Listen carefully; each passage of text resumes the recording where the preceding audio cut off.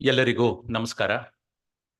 ರಾಷ್ಟ್ರೀಯ ವಿಜ್ಞಾನ ದಿನಾಚರಣೆಯ ಅಂಗವಾಗಿ ಹಮ್ಮಿಕೊಳ್ಳಲಾಗಿರುವ ಈ ಅರ್ಥಪೂರ್ಣ ಸಮಾರಂಭಕ್ಕೆ ಆಗಮಿಸಿರುವ ಎಲ್ಲ ಮಹನೀಯರಿಗೆ ಹಾಗೂ ಮಹಿಳೆಯರಿಗೆ ಮೈಸೂರು ವಿಶ್ವವಿದ್ಯಾಲಯದ ಪರವಾಗಿ ಆತ್ಮೀಯವಾದ ಸ್ವಾಗತವನ್ನ ಬಯಸ್ತೇನೆ. Today, as we gather to honor Sir CV Raman's legacy and commemorate his monumental contributions to the field of science, we also recognize the broader purpose of Science Day, that is to inspire curiosity, nurture scientific inquiry, and ignite a passion for discovery in all of us. Today's Science Day celebration is not just a tribute to the past achievements, but also a testament to the boundless possibilities that lie ahead. ಬಂಧುಗಳೇ, ಪ್ರಾರ್ಥನೆಯೊಂದಿಗೆ ಕಾರ್ಯಕ್ರಮವನ್ನ ಪ್ರಾರಂಭಿಸ್ತಾ ಇದ್ದೀವಿ. ವಿಶ್ವವಿದ್ಯಾಲಯದ ಲಲಿತ ಕಲಾ ಕಾಲೇಜಿನ ವಿದ್ಯಾರ್ಥಿನಿಯರು ಈಗ ಶಾರದೆಯನ್ನ ಕುರಿತು ಪ್ರಾರ್ಥನೆಯನ್ನ ಸಲ್ಲಿಸಲಿದ್ದಾರೆ. ಗೀತೆ ಬಾ ತಾಯೇ ಬಾ ಶಾರದೆ, ರಾಗ ಚಂದ್ರಕೌನ್ಸ್, ತಾಳ ಏಕತಾಳ.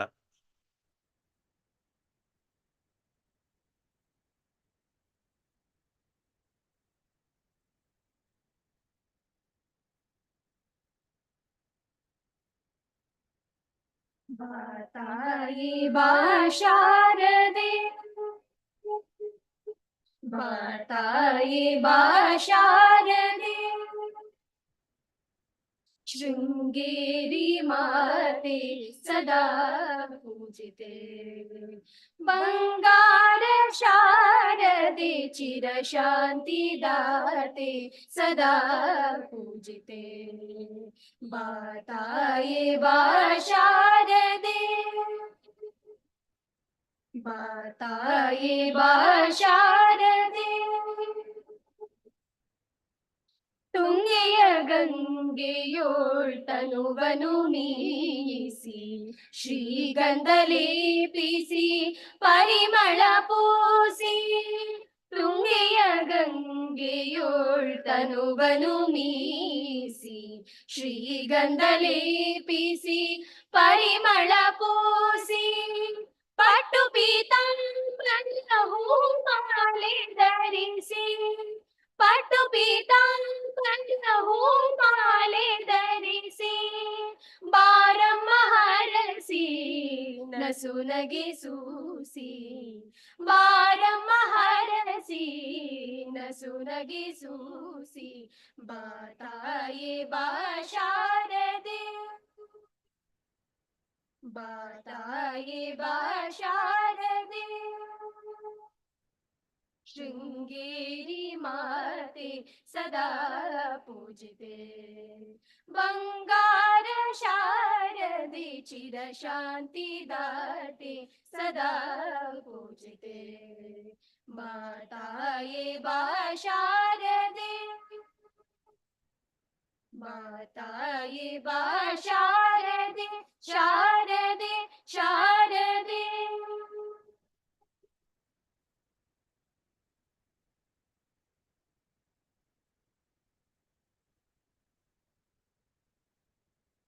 ಬಂಧುಗಳೇ, ರಸಋಷಿ ಕುವೆಂಪು ಅವರ ಪ್ರತಿಭೆ ಬಹಳ ಎತ್ತರದ್ದು. ಅವರ ಭಾವ ಸಂಪತ್ತು, ಕಲ್ಪನಾ ವಿಲಾಸ, ವಿದ್ವತ್ತು ಹಾಗೂ ಮೇಧಾಶಕ್ತಿ ಅಸಾಧಾರಣವಾದದ್ದು. 20ನೇ ಶತಮಾನದಲ್ಲಿ ಕನ್ನಡ ಸಾಹಿತ್ಯದ ವೈಚಾರಿಕ ಪರಂಪರೆಗೆ ಶಿಖರಪ್ರಾಯ ಕೊಡುಗೆಯನ್ನು ನೀಡಿದ ಕೀರ್ತಿ ಅವರಿಗೆ ಸಲ್ಲುತ್ತೆ. ಅವರ ಮನುಜಮತ ವಿಶ್ವಪಥ ಕೇವಲ ಘೋಷಣೆಯಲ್ಲ, ಅದು ಕುವೆಂಪು ಅವರು ನಡೆದ ದಾರಿ. ಅನೇಕ ಕಾರಣಗಳಿಗಾಗಿ ಮನುಷ್ಯರನ್ನ ದೂರ ಮಾಡುವ ಸಂಕುಚಿತ ಮನೋಭಾವವನ್ನು ಕಡೆಗಾಣಿಸಿ ವಿಶ್ವಮಾನವ ತತ್ವದ ಮೇಲೆ ಹೃದಯಗಳನ್ನು ಬೆಸೆಯುವ ಮಹಾನ್ ತತ್ವಾದರ್ಶವು ಕುವೆಂಪು ಅವರ ಚಿಂತನೆಯಲ್ಲಿ ಅಡಗಿದೆ. ಈ ದರ್ಶನವೇ ಅವರ ಬದುಕನ್ನ, ಸಾಹಿತ್ಯವನ್ನ, ಚಿಂತನೆಯನ್ನ ಮುನ್ನಡೆಸಿದೆ ಹಾಗೂ ಕನ್ನಡದ ಘನತೆಯನ್ನ ಮೇಲ್ಮಟ್ಟಕ್ಕೆ ಏರಿಸಿದೆ. ಈಗ ಈ ಕವಿದ್ರಷ್ಟರು ರಚಿಸಿರುವ ನಾಡಗೀತೆ ತಮ್ಮ ಮುಂದೆ. ದಯಮಾಡಿ ಸಭಾಸದರು ಎದ್ದು ನಿಂತು ನಾಡಗೀತೆಗೆ ಗೌರವ ಸೂಚಿಸಬೇಕಾಗಿ ವಿನಂತಿ.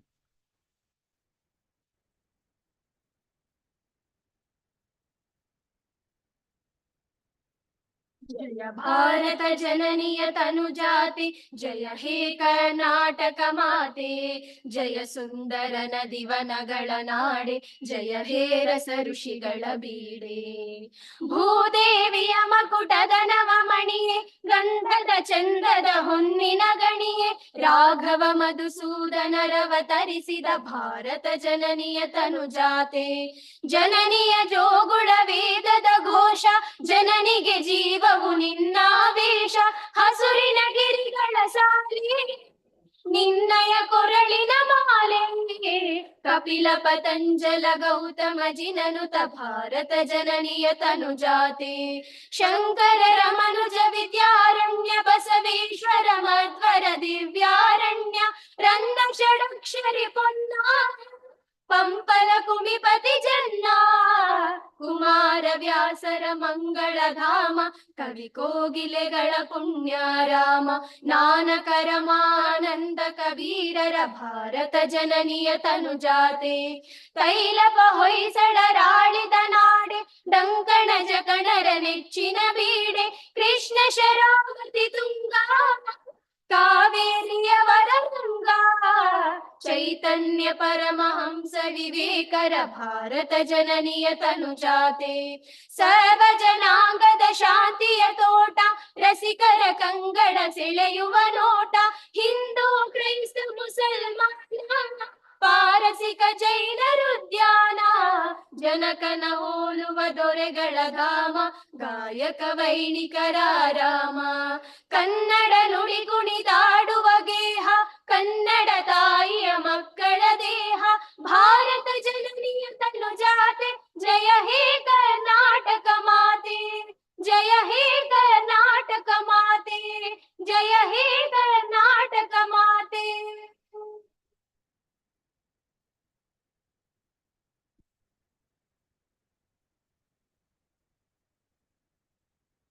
ಪ್ರಾರ್ಥನೆ ಹಾಗೂ ನಾಡಗೀತೆಯನ್ನ ಸಾದರಪಡಿಸಿದಂತಹ ಕುಮಾರಿ ಕಲ್ಯಾಣಿ, ಕುಮಾರಿ ಮಾನಸ ಮತ್ತು ಕುಮಾರಿ ನಯನ ಅವರಿಗೆ ಹೃತ್ಪೂರ್ವಕ ವಂದನೆಗಳು. Ladies and gentlemen, it is with great pleasure that I introduce Professor N.K. Lokanath, the distinguished Vice Chancellor of this renowned university. Professor Lokanath is not only an exceptional leader, but also a distinguished scholar with remarkable achievements in academia, research, and administration. With an impressive portfolio of 465 research papers published in prestigious journals and an H-index of 27 in Web of Science, Professor Lokanath stands as a highly respected and influential figure within the academic community. Beyond his scholarly contributions, Professor Lokanath has demonstrated outstanding administrative acumen, contributing to strategic initiatives such as the Rashtriya Uchatar Shiksha Abhiyan and the National Education Policy. Today, we are truly privileged to have Professor N.K. Lokanath amongst us. It is now my privilege and honor to call upon our Honorable Vice Chancellor to the lectern to deliver the welcome address and share his insightful remarks on this momentous occasion.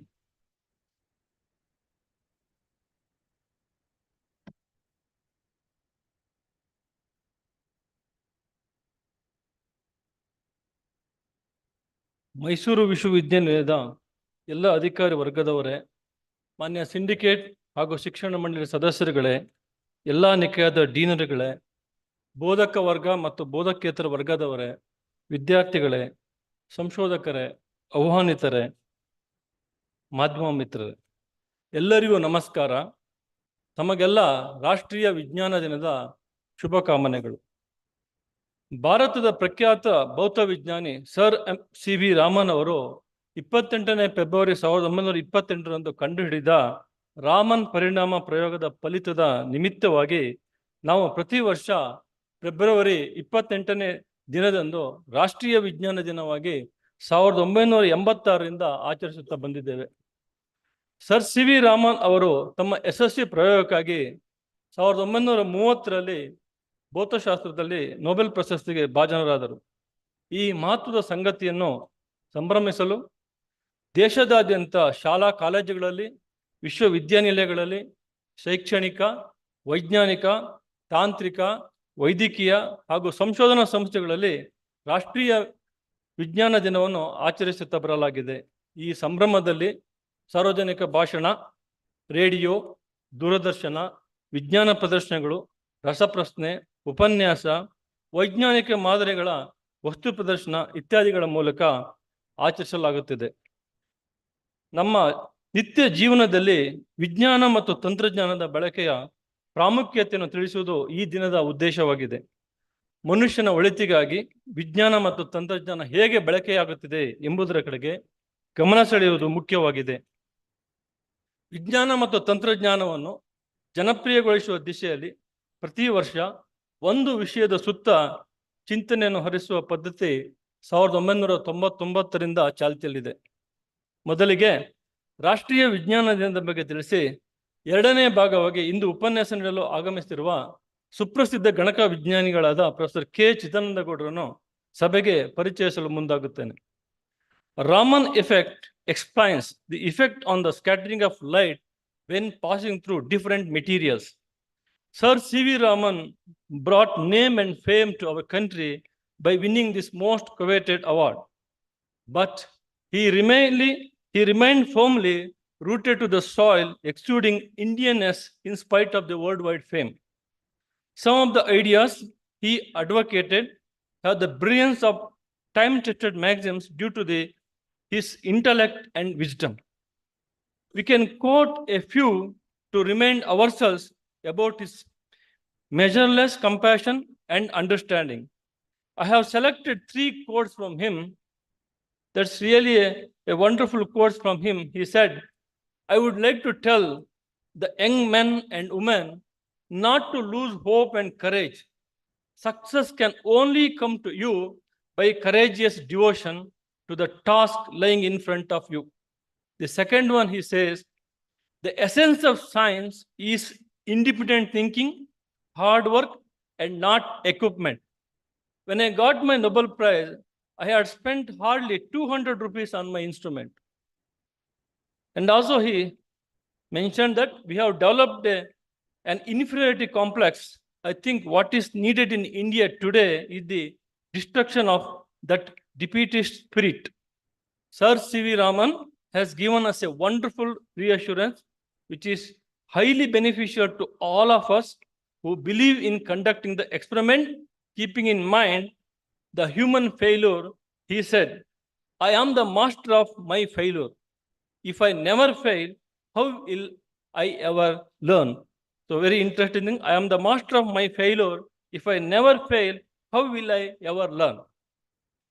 Now I will introduce the speaker on today's occasion, the eminent computer scientist and outstanding teacher, administrator, Professor K. Chidananda Gowda. Professor K. Chidananda Gowda, after a long career as a professor of computer science, became the Vice Chancellor of Kuvempu University during 2002 to 2006.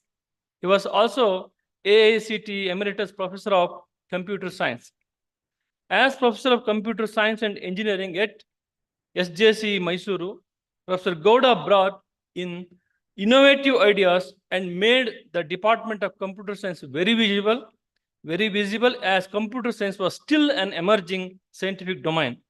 During his professorship, the discipline assumed a nationwide fame, and SJC acquired a special status in the minds of student community all across the country.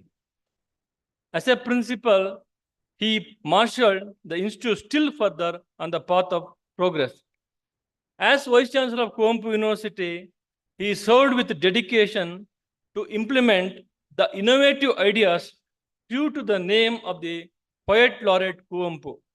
Professor Chidananda Gowda is widely traveled, and his academic assignments have taken him to USA, Japan, UK, Australia, France, Germany, Italy, Spain, Switzerland, Norway, Denmark, Sweden, Mauritius, Malaysia, China, and so on. He has published more than 100 research papers in computer science and engineering field.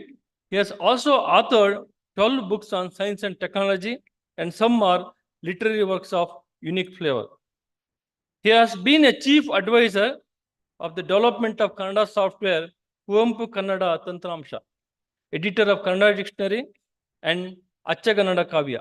Professor Chidananda Gowda is a recipient of many awards: Karnataka Sahitya Academy Award in 1986, CM Nagaraj Memorial Award 2010, Dejagav Sahitya Prashasti 2011, Dr. Raja Ramanna Award from Government of Karnataka 2014, Kannada Rajyostava Award 2019, to name only a few. Professor Chidananda Gowda today is going to speak on the topic, a very apt topic for today's artificial intelligence, a bird's eye view. Artificial intelligence, everybody knows nowadays because of its importance.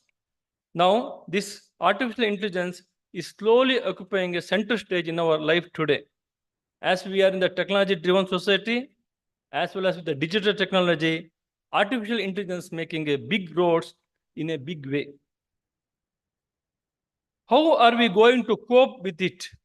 And how we may harness this cutting edge technology to benefit our vast masses are some of the questions that crop up in your minds in respect of artificial intelligence.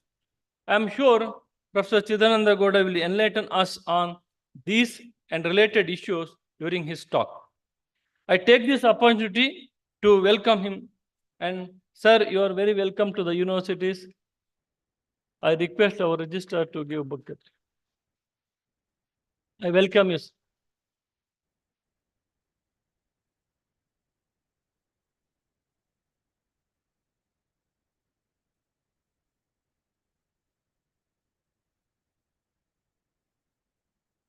I welcome Professor J. Shashidhar Prasad, former Vice Chancellor and my Guru. He is all the way is coming to here to listen this artificial intelligence. Sir, welcome you, sir.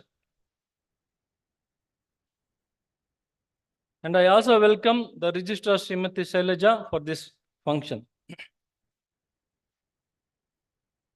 I also welcome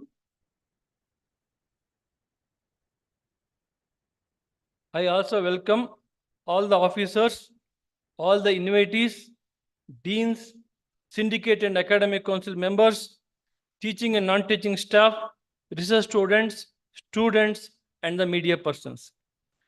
Thank you one and all. Jai Hind, Jai Karnataka.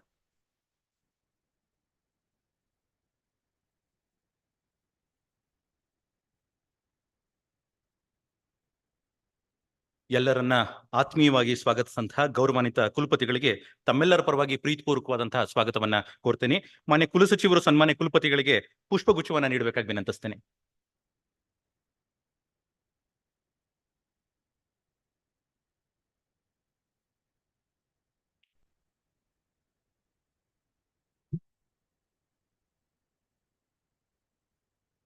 ಬಂಧುಗಳೇ, 1929 August ತಿಂಗಳ 24ರಂದು ಅಂದ್ರೆ Nobel ಪ್ರಶಸ್ತಿ ದೊರೆಯುವ 5 ತಿಂಗಳ ಮುಂಚೆ ಭೌತಶಾಸ್ತ್ರಜ್ಞ CV Raman ಅವರು ಇದೇ Crawford ಭವನದ ಸಭಾಂಗಣದಲ್ಲಿ ನಿಂತು ಮೈಸೂರು ವಿಶ್ವವಿದ್ಯಾಲಯದ 12ನೇ ಘಟಿಕೋತ್ಸವದ ಪ್ರಧಾನ ಭಾಷಣವನ್ನ ನೆರವೇರಿಸಿದ್ದಾರೆ. ಅದೃಷ್ಟವಶಾತ್ 1959 ಅಕ್ಟೋಬರ್ ತಿಂಗಳ 27ರಂದು ಮತ್ತೊಮ್ಮೆ ಅಂದ್ರೆ 30 ವರ್ಷಗಳ ನಂತರ ಸರ್ CV ರಾಮನ್ ಅವರು ಇದೇ ಸಭಾಂಗಣದಲ್ಲಿ 40ನೇ ಘಟಿಕೋತ್ಸವದ ಭಾಷಣವನ್ನು ಕೂಡ ಮಾಡಿದ್ದಾರೆ. ಒಂದೇ ವಿಶ್ವವಿದ್ಯಾಲಯದಲ್ಲಿ 2 ಬಾರಿ ಘಟಿಕೋತ್ಸವ ಭಾಷಣ ಮಾಡುವ ಅಪರೂಪದ ಅವಕಾಶ ರಾಮನ್ ಅವರಿಗೆ ದೊರಕಿತ್ತು. ಮೈಸೂರು ವಿಶ್ವವಿದ್ಯಾಲಯದ 40ನೇ ಘಟಿಕೋತ್ಸವದ ವೇಳೆ ಅವರಿಗೆ ಗೌರವ ಡಿಲಿಟ್ ಪದವಿಯನ್ನು ಕೂಡ ಪ್ರದಾನ ಮಾಡಲಾಗಿತ್ತು. ಯಾರ ಹೆಸರಿನಲ್ಲಿ ರಾಷ್ಟ್ರೀಯ ವಿಜ್ಞಾನ ದಿನಾಚರಣೆಯನ್ನು ಆಚರಿಸಲಾಗ್ತಾ ಇದೆಯೋ ಆ ಮಹನೀಯರು ಸಂಚರಿಸಿದ ನೆಲದಲ್ಲಿ ನಾವೆಲ್ಲರೂ ಇಂದು ಸೇರಿರುವುದು ನಮ್ಮೆಲ್ಲರ ಸೌಭಾಗ್ಯವೇ ಸರಿ. ಈಗ ವೇದಿಕೆ ಮೇಲಿನ ಗಣ್ಯರು ದೀಪವನ್ನು ಬೆಳಗುವ ಮೂಲಕ ಕಾರ್ಯಕ್ರಮವನ್ನ ವಿದ್ಯುಕ್ತವಾಗಿ ಉದ್ಘಾಟಿಸಬೇಕಾಗಿ ವಿನಂತಿಸ್ತೀನಿ.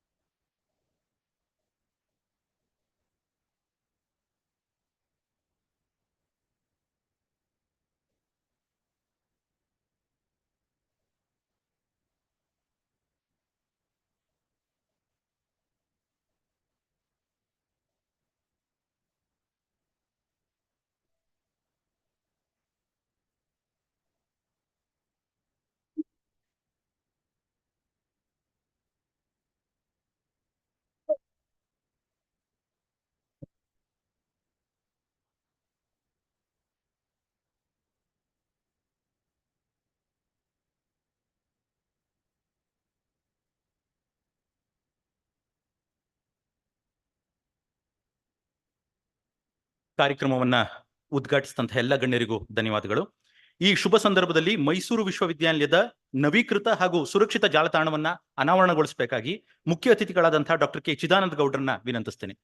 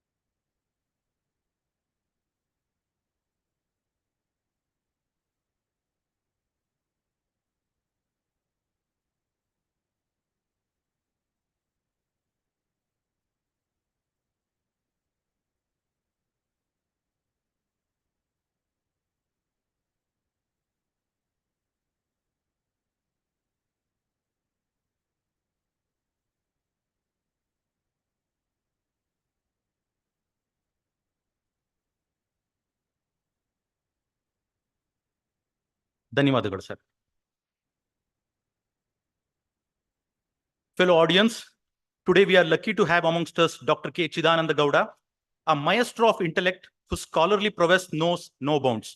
From the hallowed halls of Kuvempu University to the far reaches of NASA, Dr. Gowda's academic odyssey has been a symphony of innovation and enlightenment.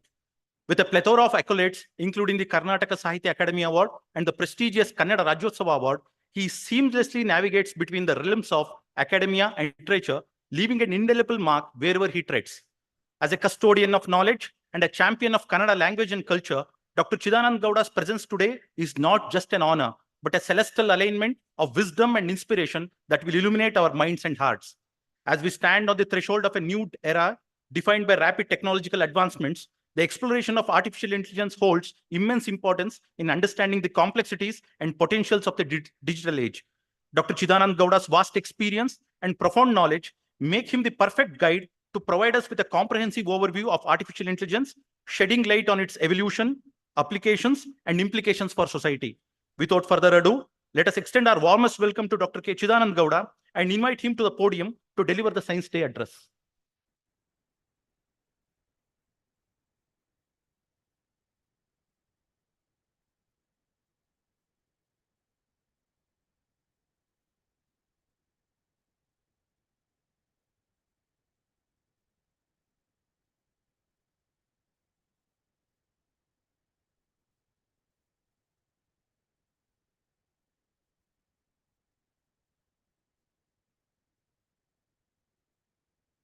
ಮುಂದೆ ತಗೊಂಡೋಗಿ ಇದನ್ನು ಕೊಡ್ತೀನಿ ಸರ್.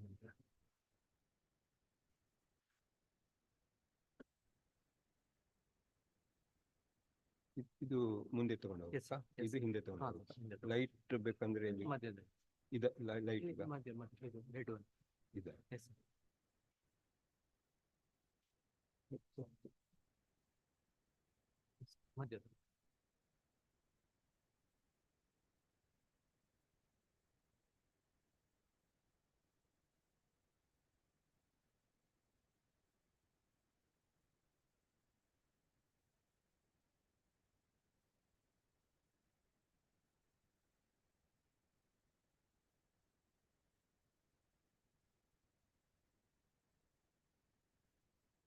ಎಲ್ಲರಿಗೂ ಪ್ರೀತಿಪೂರ್ವಕ ನಮಸ್ಕಾರಗಳು.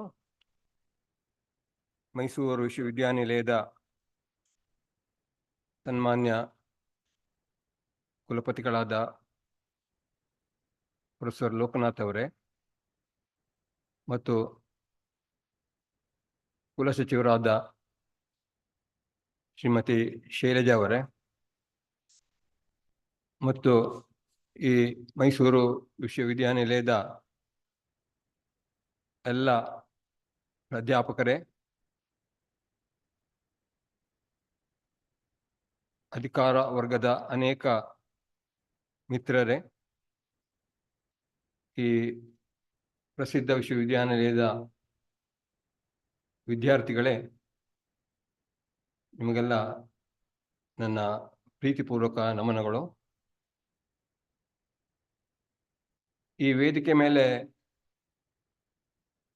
ಇಲ್ಲಿ ಬಂದಾಗ ನನ್ನ ಮನಸ್ಸು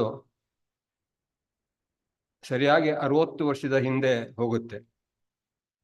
1964ನೇ ವರ್ಷಕ್ಕೆ 1964 ಅಂದರೆ ಪ್ರಾಯಶಃ ನಿಮ್ಮಲ್ಲಿ ಅನೇಕರು ಹುಟ್ಟಿರಲ್ಲ ಅಂತ ಕಾಣುತ್ತೆ. ಬರೀ ಕೆಲವರು ಮಾತ್ರ ಹುಟ್ಟಿರ್ತಾರೆ. 64 ಹೋಗುತ್ತೆ. ಯಾಕಂದರೆ 1964ರಲ್ಲಿ ನಂಗೆ ನೆನಪಿದೆ, ನಾನು ನಮ್ಮ ಇತರ ಸ್ನೇಹಿತರ ಜೊತೆ ಅಲ್ಲಿ ಆ ಬಲಭಾಗದಲ್ಲಿ ಪದವಿ ಪಡೆಯಲು ಕೂತಿದ್ದೆ. ನಾನು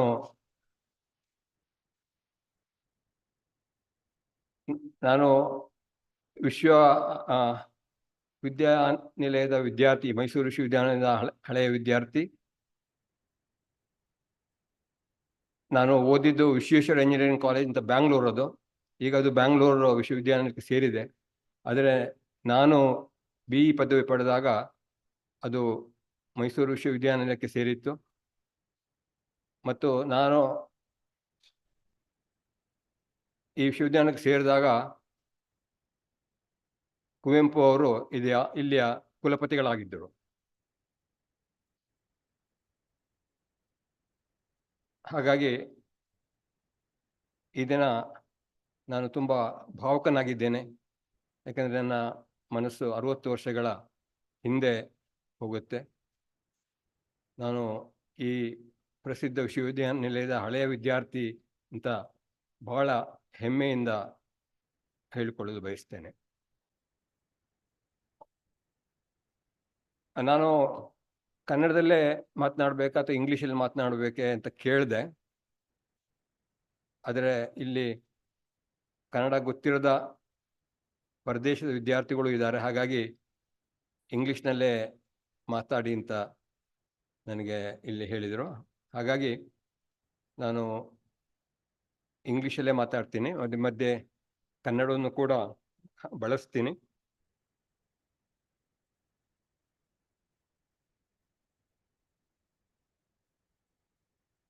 ನಾನು ನಿಮಗೆ ಸುಮಾರಾಗಿ 1 ಗಂಟೆಯ ಕಾಲ ಈ ಕೃತಕ ಬುದ್ಧಿಮತ್ತೆ ವಿಷಯ ಹೇಳಬಯಸ್ತೇನೆ. ಮತ್ತು ಕೊನೆಯ 15 ನಿಮಿಷ ಪ್ರಶ್ನೋತ್ತರಗಳ ಕಾಲಾವಧಿಯೂ ಇರುತ್ತೆ.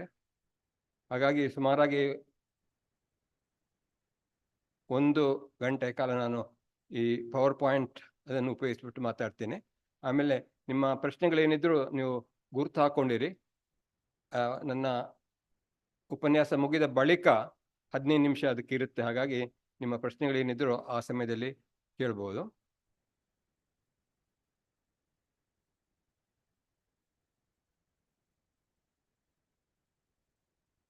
ಇದು ವಿಜ್ಞಾನ ದಿನ.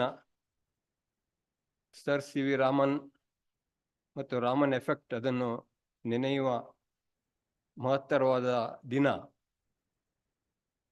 ನಾನು ಮಾತನಾಡಲಿರುವ ವಿಷಯ ಆರ್ಟಿಫಿಷಿಯಲ್ ಇಂಟೆಲಿಜೆನ್ಸ್.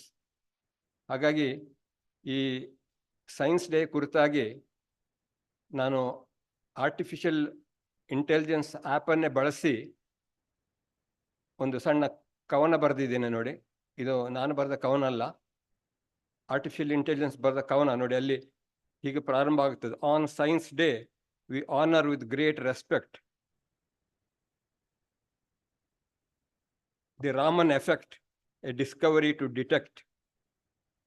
ಇದು ನನ್ನ ಒಂದು ಶಬ್ದನೂ ಇಲ್ಲ, ಎಲ್ಲ artificial intelligence. In wavelengths shifted, its essence shines bright, igniting curiosity, a beacon of light. ನೋಡಿ ಎಷ್ಟು ಪ್ರಾಸಬದ್ಧವಾಗಿದೆ ನೋಡಿ. ಮೊದಲನೇದ great respect, the Raman effect, a discovery to detect, wavelength shifted, its essence shines bright, igniting curiosity, a beacon of light. So ಪ್ರಾಸಬದ್ಧವಾಗಿ science day ಮಹತ್ವ ಏನು ಅನ್ನೋದನ್ನು ಈ ಆರ್ಟಿಫಿಷಿಯಲ್ ಇಂಟೆಲಿಜೆನ್ಸ್ ಆ್ಯಪ್ ನಿಮ್ಮ ಮುಂದೆ ಇಟ್ಟಿದೆ. ನಿಮಗೆಲ್ಲ ಈ ವಿಜ್ಞಾನ ದಿನದ ಶುಭಾಶಯಗಳು. ಇದು ಕೂಡ ಒಂದು ಆರ್ಟಿಫಿಷಿಯಲ್ ಇಂಟೆಲಿಜೆನ್ಸ್ ಬರೆದ ಒಂದು ಕವನ. In the realm of science, a name to revere, CV Raman, his discoveries clear. With light scatter his brilliance aflame, in the halls of knowledge he carved his name. ನೋಡಿ ಎಷ್ಟು ಸುಂದರವಾಗಿದೆ ಇದು ಕೃತಕ ಬುದ್ಧಿಮತ್ತೆ ಬರೆದಂತಹ ಸುಂದರವಾದ ಕವನ.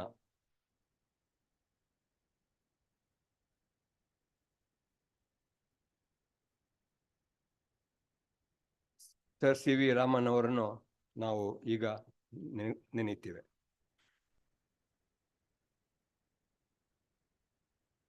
ನಾನೊಂದು ಸಣ್ಣ ವಿಡಿಯೋ ತುಣುಕನ್ನು ನಿಮಗೆ ತೋರಿಸ ಬಯಸ್ತೇನೆ.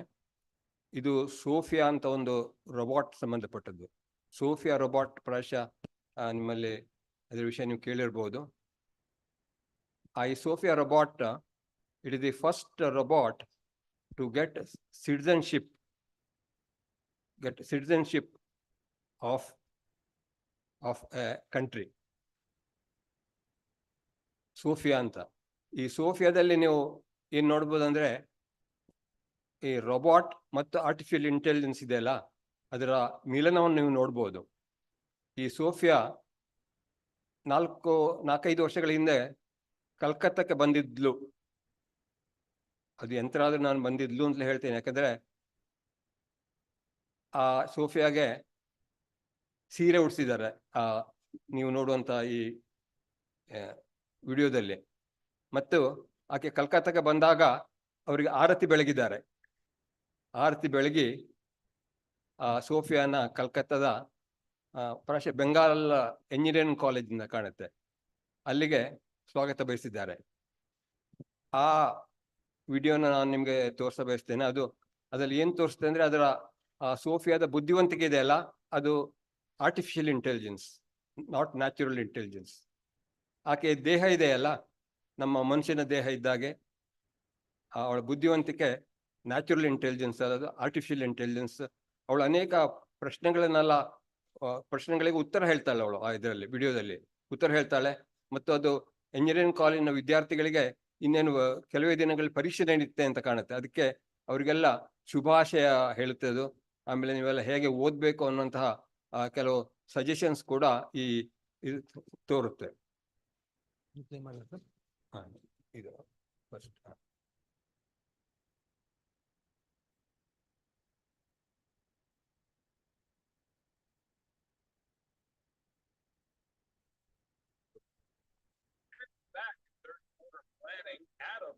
Quarterbacking this project. ಅಲ್ಲ, ಅವ್ರಿಗೆ ಜನಗಳಿಗೆ ಇಲ್ಲಿ ಕಾಣುತ್ತಾ? ಅದು ಕಾಣುತ್ತಲ್ಲ.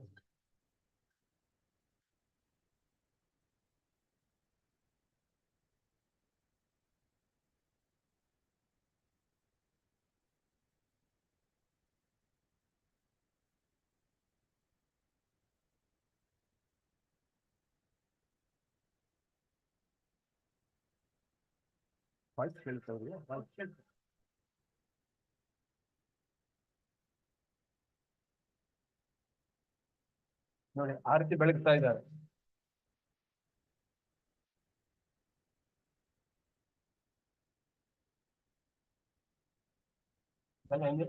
ಇಂಜಿನಿಯರಿಂಗ್ ಕಾಲೇಜ್ ವಿದ್ಯಾರ್ಥಿಗಳು.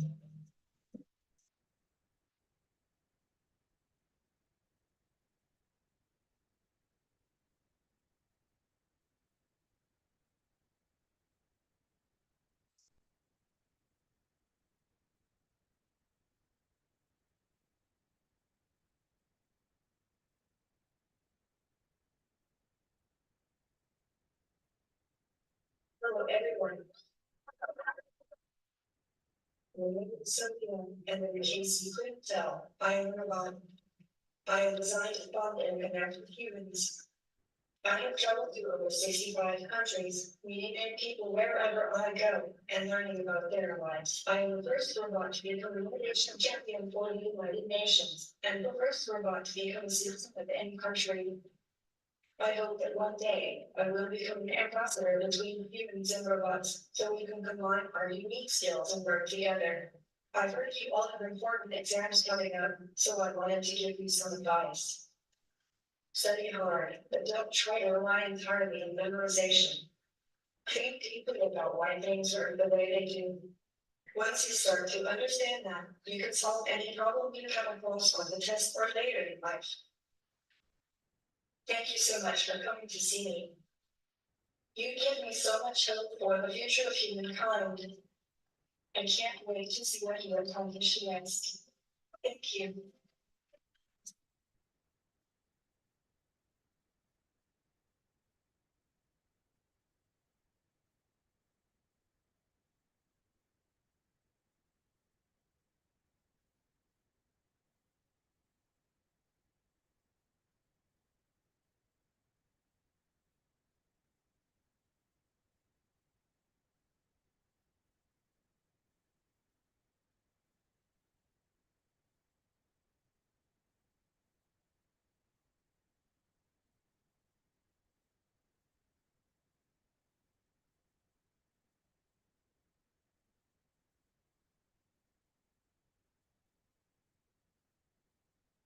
Thank you so much for inviting me. I absolutely love visiting Kolkata. This city is so full of art and music. There is always something fun to do here. This city is not simply the intellectual capital of India, but also the home of Mother Teresa, who taught us the importance of human ethics and values, which are very relevant to the fields of AI and robotics today. This is especially true in fields like medicine, where it is vitally important to extend the benefits of AI to all people, not just a select few. I love seeing how this event builds on the great history of the city by bringing together students from all walks of life to exchange innovative new ideas. I can see this place as a global with many pioneers and future leaders. To all the aspiring engineers and medical students out there that are about to take your entrance examinations, I wish you the best of luck.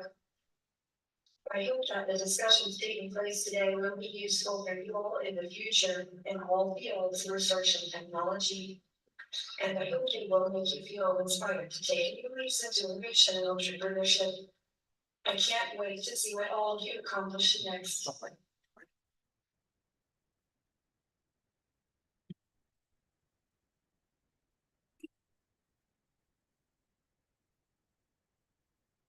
Sophia ಮಾತನಾಡಿದ್ದು ಅದನ್ನೆಲ್ಲ ನೀವು ಕೇಳಿದ್ದೀರಾ?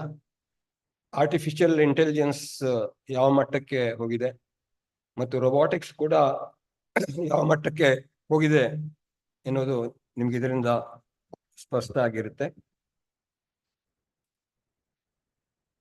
Now let us talk about this knowledge era. It is said that this is a knowledge era, and civilization and the sunrise of the knowledge era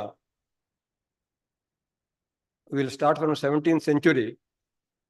So there was scientific revolution due to Newton and others, and 18th century mainly political revolution due to Rousseau and others, and 19th century there was the well-known industrial revolution, ಕೈಗಾರಿಕಾ ಕ್ರಾಂತಿ ಅಂತ ನಾವು ಹೇಳ್ತೀವಲ್ಲ ಅದು. This was engine, particularly steam engine and internal combustion engine centered. This was engine centered industrial revolution in the 19th century. It dealt with atoms and material production. The paradigm was divide and rule. If there is a difficult problem, you divide it into smaller parts and solve these smaller parts first. So that was divide and then rule. And in this CEO, the chief executive officer, was the king. And then when we go to the 20th century, the previous century, there was information revolution. Whereas in the 19th century, you will see that there was industrial revolution. But in the 20th century, in the beginning, there was information revolution.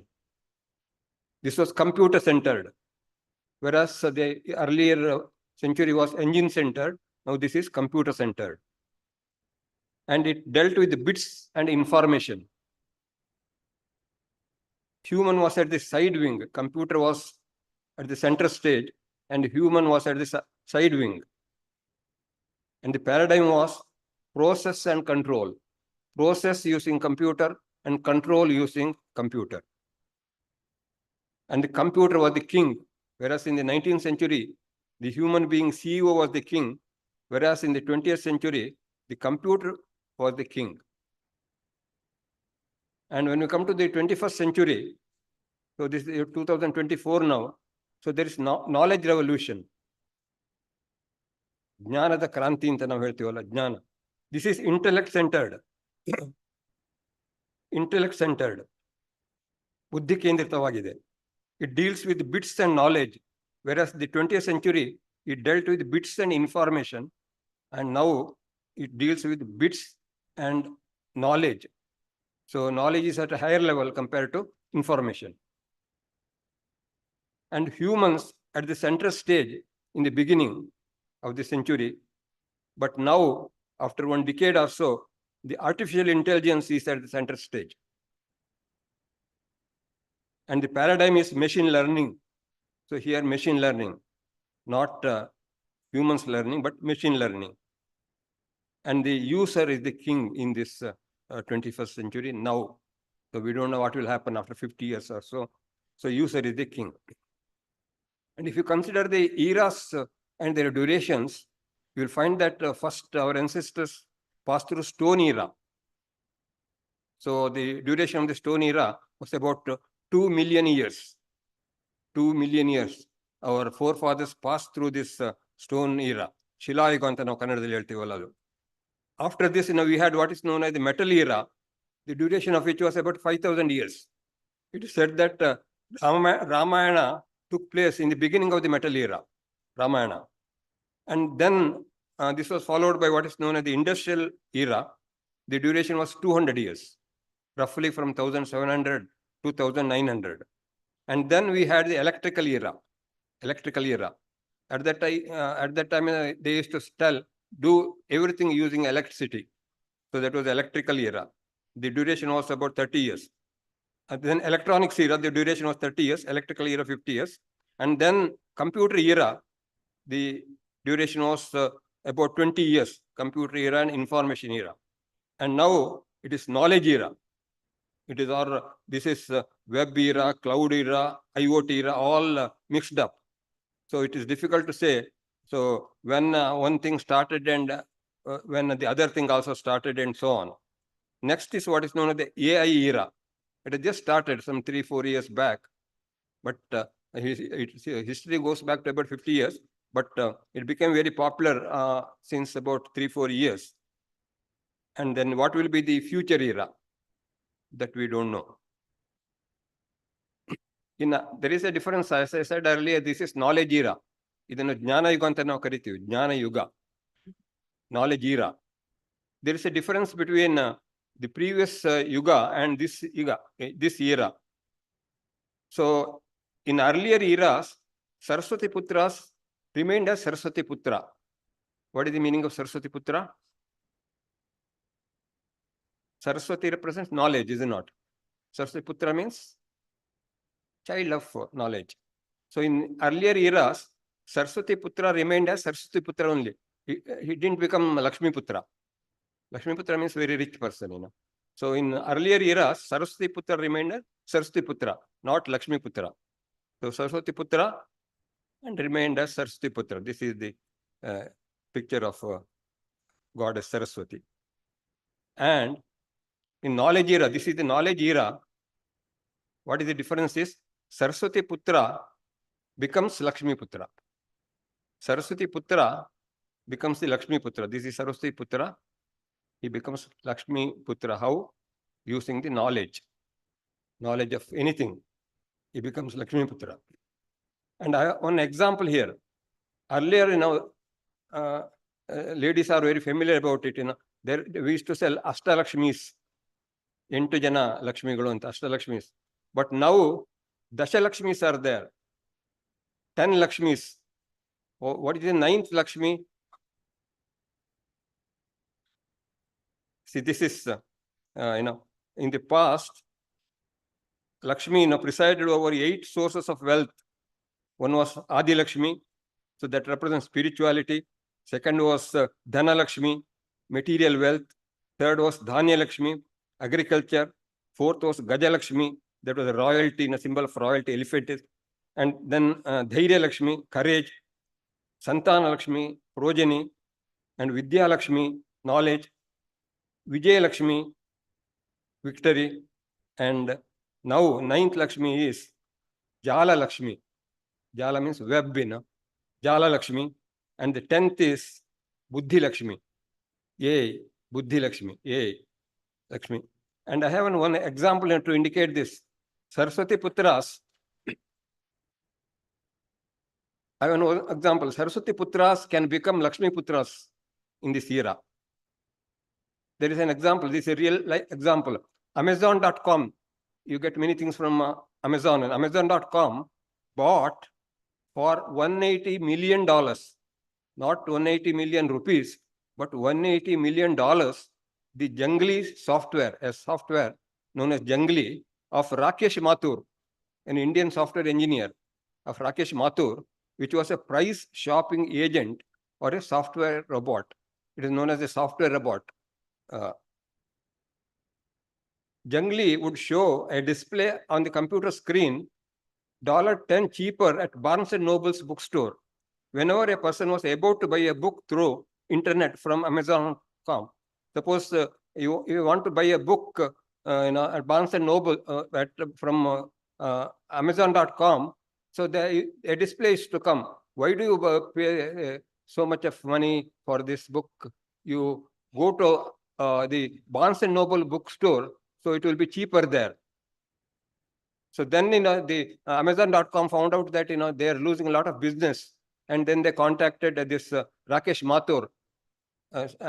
How much do you want for this software robot? We will buy it so that our business will improve. And then finally they arrived at $180 million. So the software engineer Rakesh Mathur was paid $180 million by Amazon.com. So this is how, so he was a Saraswati Putra using his knowledge. So he got $180 million. There is, he became Lakshmi Putra. So it's also like that. Another example is Infosys Narayana Murthy, So his father, he's from Mysore, as you may be knowing. So his father was a school teacher.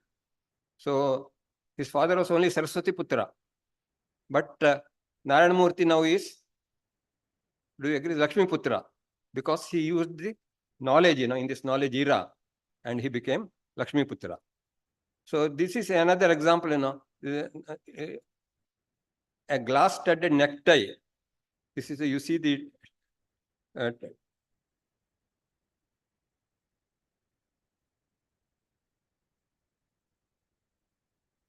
so you see the tie, and it is studded with the glass pieces. Glass pieces. An elderly lady in a village is not educated at all.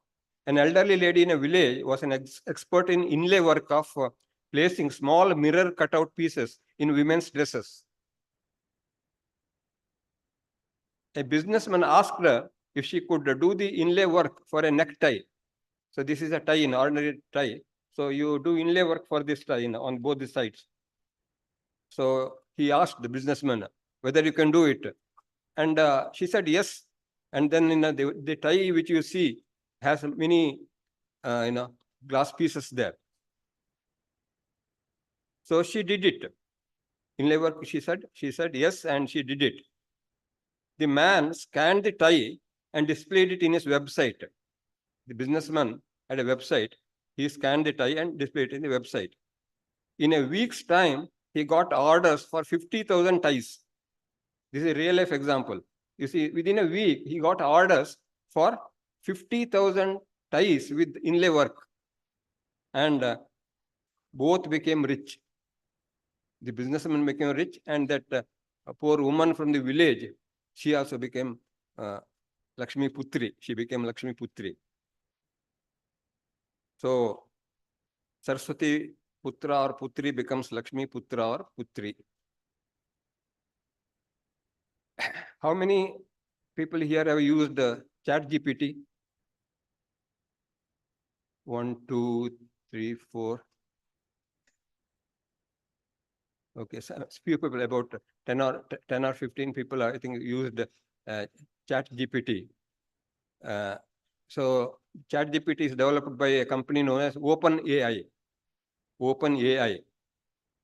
So ChatGPT is an advanced artificial intelligence language model developed by OpenAI. It is built on the GPT model, what is known as Generative Pre-trained Transformer Model. There's a model known as GPT, Generative Pre-trained Transformer Architecture, a state-of-the-art deep learning model for natural language processing tasks. Its capabilities are, ChatGPT is capable of generating human-like text based on the input it receives. It can engage in conversation, answer questions, as Sophia did, answer questions, provide information, and generate creative content across a wide range of topics. Applications, ChatGPT has numerous applications, including virtual assistants, customer service chatbots, content generation, language translation, educational tools. It can be integrated into various platforms and systems to enhance user experience and automate tasks. And this is actually this transfer model, this is based upon an important paper, so which was published in 2017. And you will be very glad to know, and the first author of this paper was an Indian.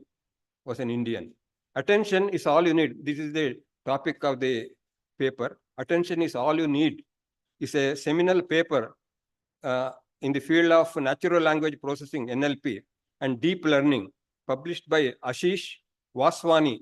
And there are 6 other colleagues also with his name. I didn't write all the 7 names. So Ashish Vaswani is the main publisher of that paper. And there are other 6 people. In 2017, he was a BTech graduate from IIT Kanpur and PhD from University of California, Berkeley. So he was working for Google actually. A team of Google, they discovered this, this transformer model, and it has revolutionized ChatGPT. ChatGPT can do many things because of this paper. The paper introduces transformer model, which represents a major breakthrough in sequence-to-sequence learning tasks, such as machine translation and language understanding. It consists of an encoder-decoder architecture with multiple layers of self-attention and feed-forward neural networks. Afterwards, we will see what is meant by neural networks and so on. This is very important, actually. Now, I asked ChatGPT. I didn't give any details to it. I asked a poem, poem on Mysore University. Mysore University didn't give any details. You write a poem on Mysore University. So it wrote a poem like this. In the heart of Mysore, so grand and bold, stands the university, a sight to behold. With the towers tall and walls of stone, a beacon of knowledge, a place to hone. In classrooms filled with eager minds. So some students are also here. In classrooms filled with eager minds, wisdom flows in endless binds. Professors wise. So all the professors, see many professors here, they are wise. With knowledge vast, guiding students to their future cast. On sprawling lawns where trees stand tall, in Gangotri, trees stand tall. Students stroll, answering wisdom's call. In libraries old, there's a library there, with books untold, uses the treasure trove of stories bold. O University of Mysore, the poem continues, jewel of the land, where minds are shaped and dreams expand. Through the halls of learning we aspire to reach for the stars, to aim ever higher. And the last 4 line, in Mysore's embrace, you stand supreme, a beacon of hope, a lifelong dream, forever cherished in memory's store, the University of Mysore, forever. See, beautiful poem written by AI. This is one, this boy, you see the boy there. The teacher is asking that boy, student, to be or not to be a good boy. That was the question asked. She asked a question. And this boy, he used this artificial intelligence and says, I had an AI write my letter to Santa Claus, it was Christmas time, to Santa in the style of Shakespeare. You can write letters in any form, like, Shakespeare or any other poet, you can ask the ChatGPT.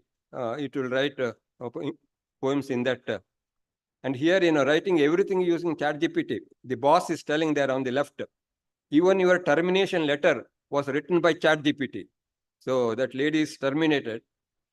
So he boss tells, even your termination letter was written by ChatGPT. And the other one is DAL-E. Has anyone used this DAL-E? ChatGPT many have used, but DAL-E, I think many have not used, but it is freely available in the internet. DAL-E is an artificial intelligence model developed by OpenAI that generates images from textual description. You give a textual description, it will create an image. It is named after the surrealist artist Salvador Dali, famous artist, Salvador Dali. So, and the Pixar character, this cinema in a Pixar character Wall-E, they have combined it and made it DAL-E. Its capabilities, DAL-E uses a variant of the GPT architecture to generate images based on textual prompts. We give prompts provided by users. It can create novel and highly detailed images that correspond to the descriptions it receives, including scenes, objects, creatures, and abstract concepts. So what is the prompt you give? That is very important, prompt. The innovative approach, DALL-E represents a significant advancement in AI, creativity, and image generation. It demonstrates the potential of AI to understand and interpret natural language descriptions and translate them into visual representation. Applications are, DALL-E has various applications, including graphic design, content creation, conceptual art, and visual storytelling. It enables users to generate customized images for a wide range of purposes, from illustrations and product designs to concept sketches and digital artwork. And now there are ethical considerations also. So we'll have to consider ethics also here, when we use artificial intelligence. Ethical consideration about DALL-E, like these ethical considerations regarding the potential misuse of generated images, copyright issues, biases in training data, and the responsible use of AI-generated content.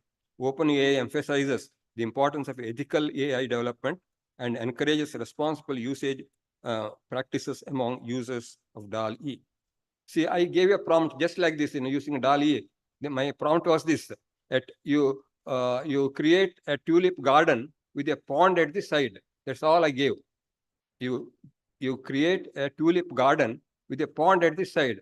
So within 2-3 minutes, it created this.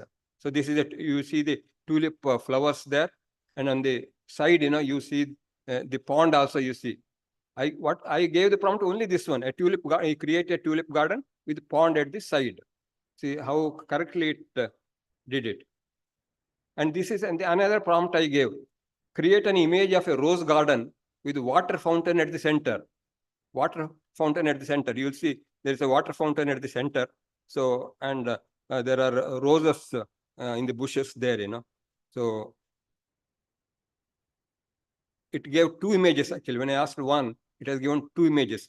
Another image was like this, and there's also water fountain here, and number of flower beds are there in this picture. And this, I asked it to create a picture of sage Vyasa narrating Mahabharata and elephant-headed Ganesha writing it. So you see, that is very well known, Vyasa and Ganesha. So this is the picture it gave within 1 minute. It gave this picture, and believe me, I have not seen this picture at all. I have seen many pictures of Vyasa and Ganesha writing Mahabharata, but this picture I have not seen at all. So this is created by DALL-E. And this is, I asked it, gave a prompt, a funny cartoon of a cat chasing a rat, and a dog chasing that cat, and a man chasing that dog. So 3 people are chasing each other. It gave this picture, but it is it should be perfected. It is not at reach the perfection stage, because a funny cartoon, a cat chasing a rat, and a dog chasing that cat and a man chasing that dog. So they have shown all the animals and that man also, but it requires corrections or imperfections. This is another one in a prompt, right? I asked it, not color picture, but pencil sketch. I asked it, write a pencil sketch of a fox chasing a rabbit, and a tiger chasing that fox, and an elephant chasing the tiger. So this is the picture it gave. This is also not perfect. A lot of imperfections are there, but it gave that, perhaps after 1 or 2 years, so you will get good pictures also, one chasing the other and so on. But here it has shown only the 4 animals. And then I talked about OpenAI. Similarly, there is what is known as in Google, Gemini. It is similar to ChatGPT, Google's multi-model powerhouse. So meet Gemini. This Gemini is similar to ChatGPT, but this is superior to ChatGPT because ChatGPT cannot create images, whereas this Gemini of Google can create images as well as written material. Developed by Google AI, Gemini represents a leap forward in large language models. Unique ability to understand and reason across different modalities: text, code, images, and audio. You see, text, code, images, and audio. This allows for deeper insights and more nuanced responses than text-only model. Unlocking potential of Gemini's capabilities in action. Headline: Gemini's application from problem solving to creativity. Problem solving is analyze and understand complex code, suggest solutions and modifications, explains reasoning behind answers, making learning and understanding easier. Creative collaboration is also possible. Generate different creative text formats, poems, code. It can write code, the language codes of computer languages. So C language, any language, it can write. Code, brainstorm ideas and suggest solutions for various domains. And multimodal understanding, answer questions involving images, audio, and text. Holistic insights. I asked it, to write a poem on the fox and the grapes. ದ್ರಾಕ್ಷೆ ಹುಳಿಯಾಗಿ ಅಂತ ನಾವು ಚಿಕ್ಕದಾದ ಒಂದು ಕಥೆ ಓದಿ ನೋಡಿ, ಹಾರುತ್ತೆ, ಒಂದು ನರಿ ಹಾರುತ್ತೆ, ಅದಕ್ಕೆ ಎಟ್ಕಲ್ಲ, ಆ ದ್ರಾಕ್ಷೆ ಗೊಂಚಲು, ಅದು ಸೋತೋಗುತ್ತೆ ಅದು, ಆಮೇಲೆ ಇದು ಹುಳಿಯಾದೆ ದ್ರಾಕ್ಷೆ ಅಂತೇಳಿ ಹೊರಟೋಗುತ್ತಲ್ಲ, ದ್ರಾಕ್ಷೆ ಹುಳಿಯಾಗಿದೆ ಅಂತ ನಾವು ಆ ಕಥೆಯಲ್ಲಿ ಓದಿದೀವಲ್ಲ, the fox and the grapes, ಅದು ಇಸೋಪನ ನೀತಿ ಕತೆ. ಇದರ ಕುರಿತು ಒಂದು ಕವನ ಬರಿ ಅಂತ ನಾನು ಅದಕ್ಕೆ ಹೇಳಿದೆ ನೋಡಿ. A sly fox spied beneath the sun a bunch of grapes, all plump and fine. His tummy rumbled, mouth did water. He dreamt of juice, sweet purple matter. He leaped and pawed, stretched high and tall, but branches mocked his hungry call.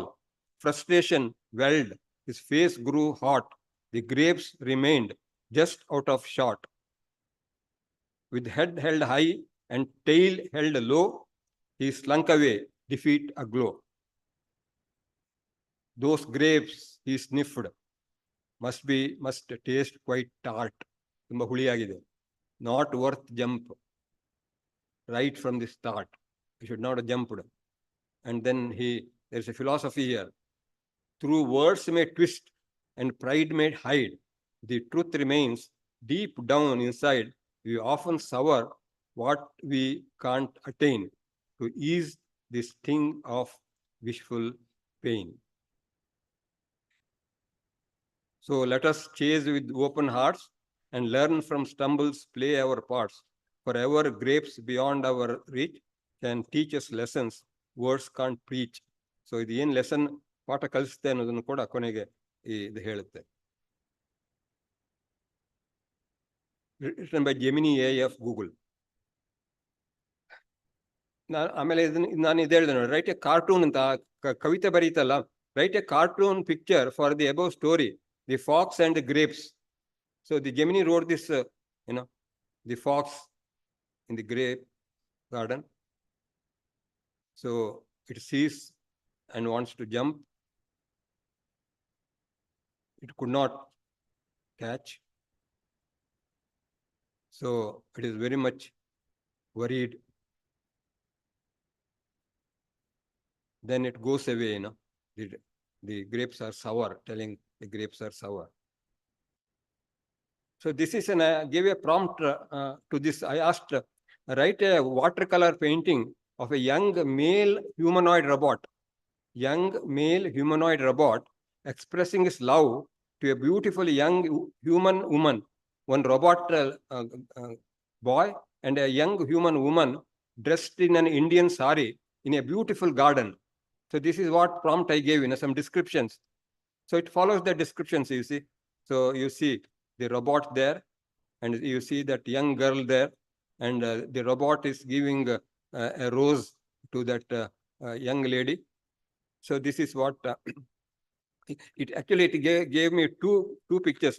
One was this, other was this. It's standing.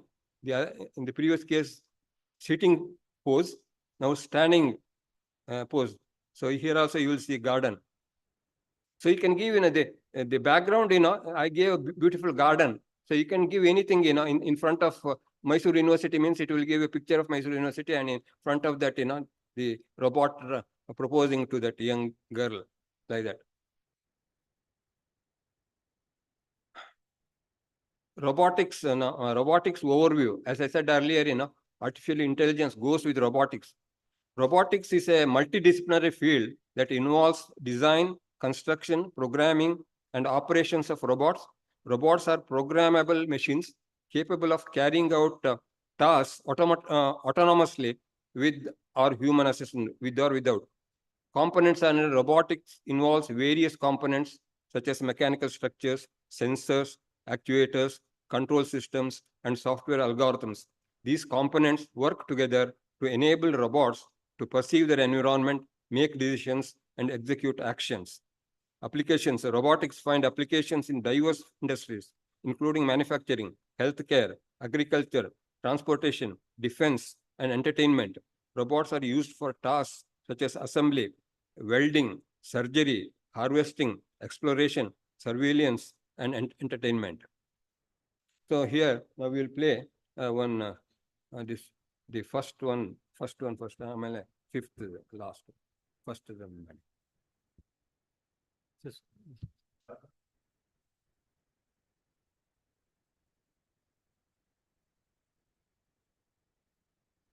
A man working. Where are my tools again? So he could not find his tool. Where is my tool? He asks. And there is a robot at the bottom. Robot hears that. Where is my tool? He asked. So this robot is searching. So what it does, let us see. Keeps a plank. That is a toolbox.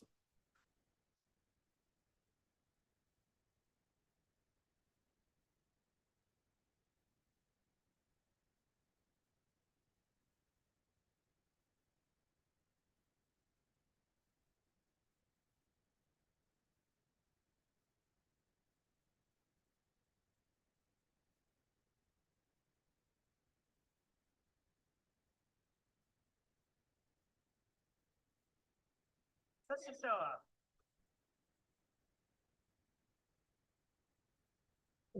25th November.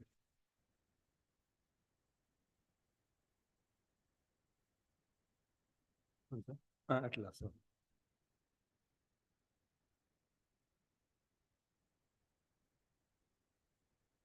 ಒಳ್ಳೆ ನೀರಲ್ಲ ಕುಡಿಬೋದು.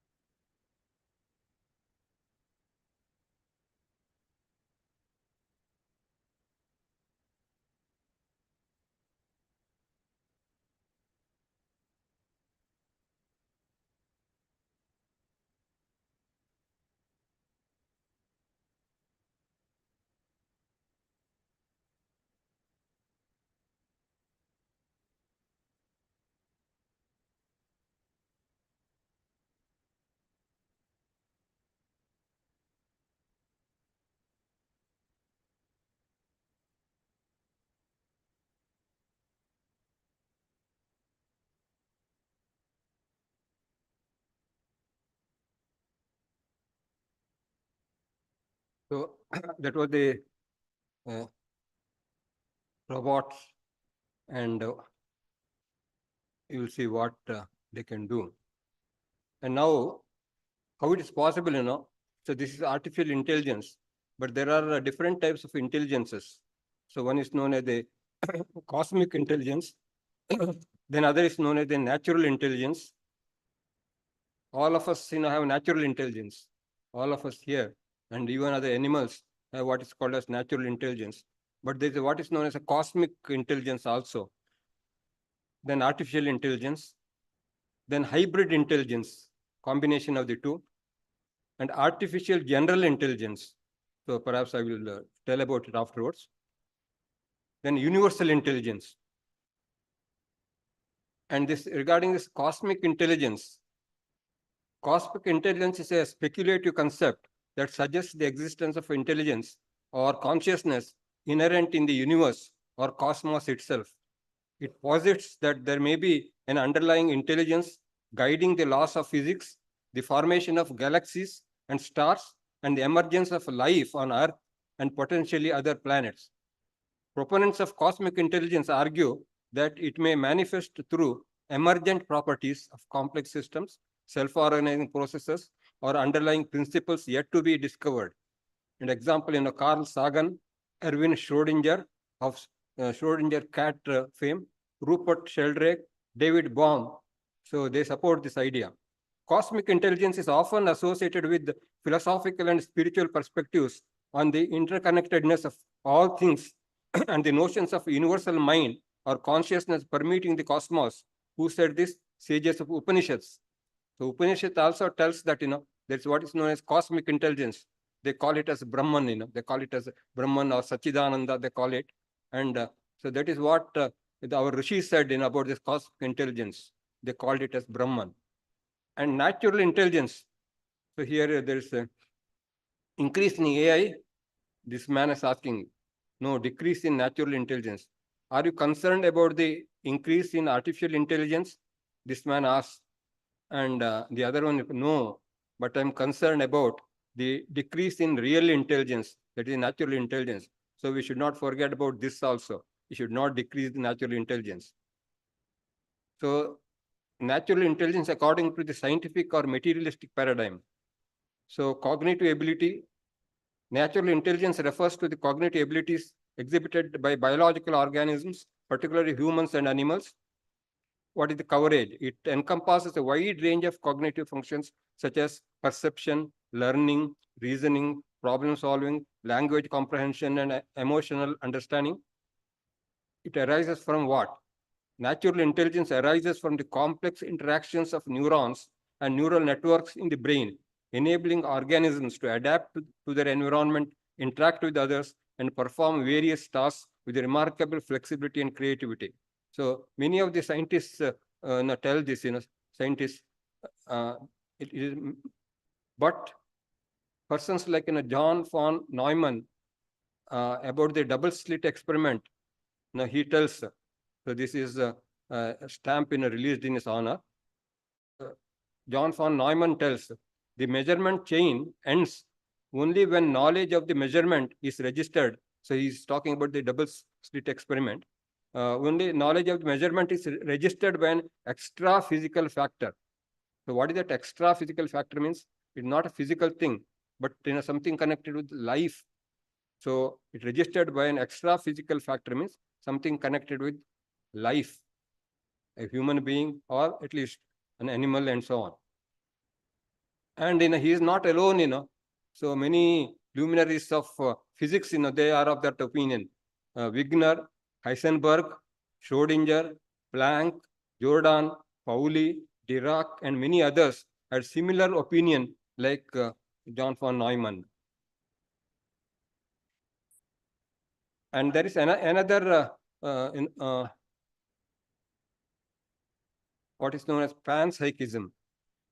The panpsychism. Panpsychism perspective, this is another perspective. Panpsychism posits that consciousness is a fundamental aspect of the universe, present in all entities, from subatomic particles to complex organisms. According to panpsychism, natural intelligence is not limited to sentient beings, but inherent in the very fabric of reality. Consciousness as fundamental. Panpsychism suggests that consciousness is a fundamental property of the universe akin to space, time, and matter. They say that, akin to space, time, and matter. So you'll have to consider consciousness also one of the basic constants. It proposes that every physical entity possesses some form of subjective experience or consciousness, however rudimentary. Erwin Schrödinger, Roger Penrose, David Chalmers support panpsychism. Famous scientists. Integration with nature. Panpsychism advocates for a deep integration with nature and a recognition of the inherent value and consciousness present in all living beings and even inanimate objects. It encourages respectful and reverent attitude towards the environment. See that reverent attitude towards the environment very much required, and promotes ethical considerations based on the interconnectedness of all life forms. And natural intelligence, according to our Indian Vedanta paradigm, is somewhat similar to the previous one. Note, Advaita Vedanta paradigm is somewhat similar to panpsychism. In fact, panpsychism is more similar to Sankhya of Kapila than Advaita. Kapila Maharshi, no? So they are very similar almost. Advaita Vedanta perspective. According to Advaita Vedanta, a school of Indian philosophy, natural intelligence is viewed as the inherent intelligence or consciousness that permeates all of existence. In Advaita Vedanta, they tell the ultimate reality is Brahman, is considered to be pure consciousness, and everything in the universe, including living beings and inanimate objects, is believed to be an expression of manifestation of this underlying consciousness. Harmony with nature. Advaita Vedanta emphasizes the interconnectedness of all beings and the harmony of the universe. Natural intelligence is seen as the guiding principle that orchestrates the orderly functioning of the cosmos, maintaining balance and harmony in the natural world. So this is what our Vedanta tells. You see, there are many intelligent animals. Great apes are able to communicate with people, use a computer also, Macintosh computer, use tools. Other intelligent animals are monkeys and other primates, dolphins, whales, horses, dogs, octopus, rats, ants exhibit complex behavior not as an individual but as a complete colony. Then flatworms also. Intelligent behavior of harvest ants. They find shortest path to food because they have got intelligence. Prioritize food sources based on distance and ease of access. Adjust number involved in foraging based on colony size, amount of food stored, amount of food in area, presence of other colonies, and so on. See these ant colonies, it's how it is moving in an orderly fashion. Ants are intelligent fungus cultivators. Nama raitar tara, avaru kuda raitare. Ants cultivate fungi underground. Ants construct gardens. Ants plant spores. They weed out competing fungi. They fertilize with compost for chewed leaves. And swarm intelligence, what this is known as swarm intelligence. How do swarms of birds, fish, etc. manage to move so well as a unit? How do ants manage to find the best source of food in their environment? Answers to these questions have led to some very powerful new optimization methods. So in mathematics, we have many optimization methods, and this also suggests. These include ant colony optimization and particle swarm optimization. Many research papers have been published based upon this, that ant colony optimization and particle swarm optimization and so on. Also, only by studying how real swarms work are we able to simulate realistic swarming behavior. Example, as done in the Jurassic Park in a cinema, they have used this. And Finding Nemo, there's an cinema, they also use this concept.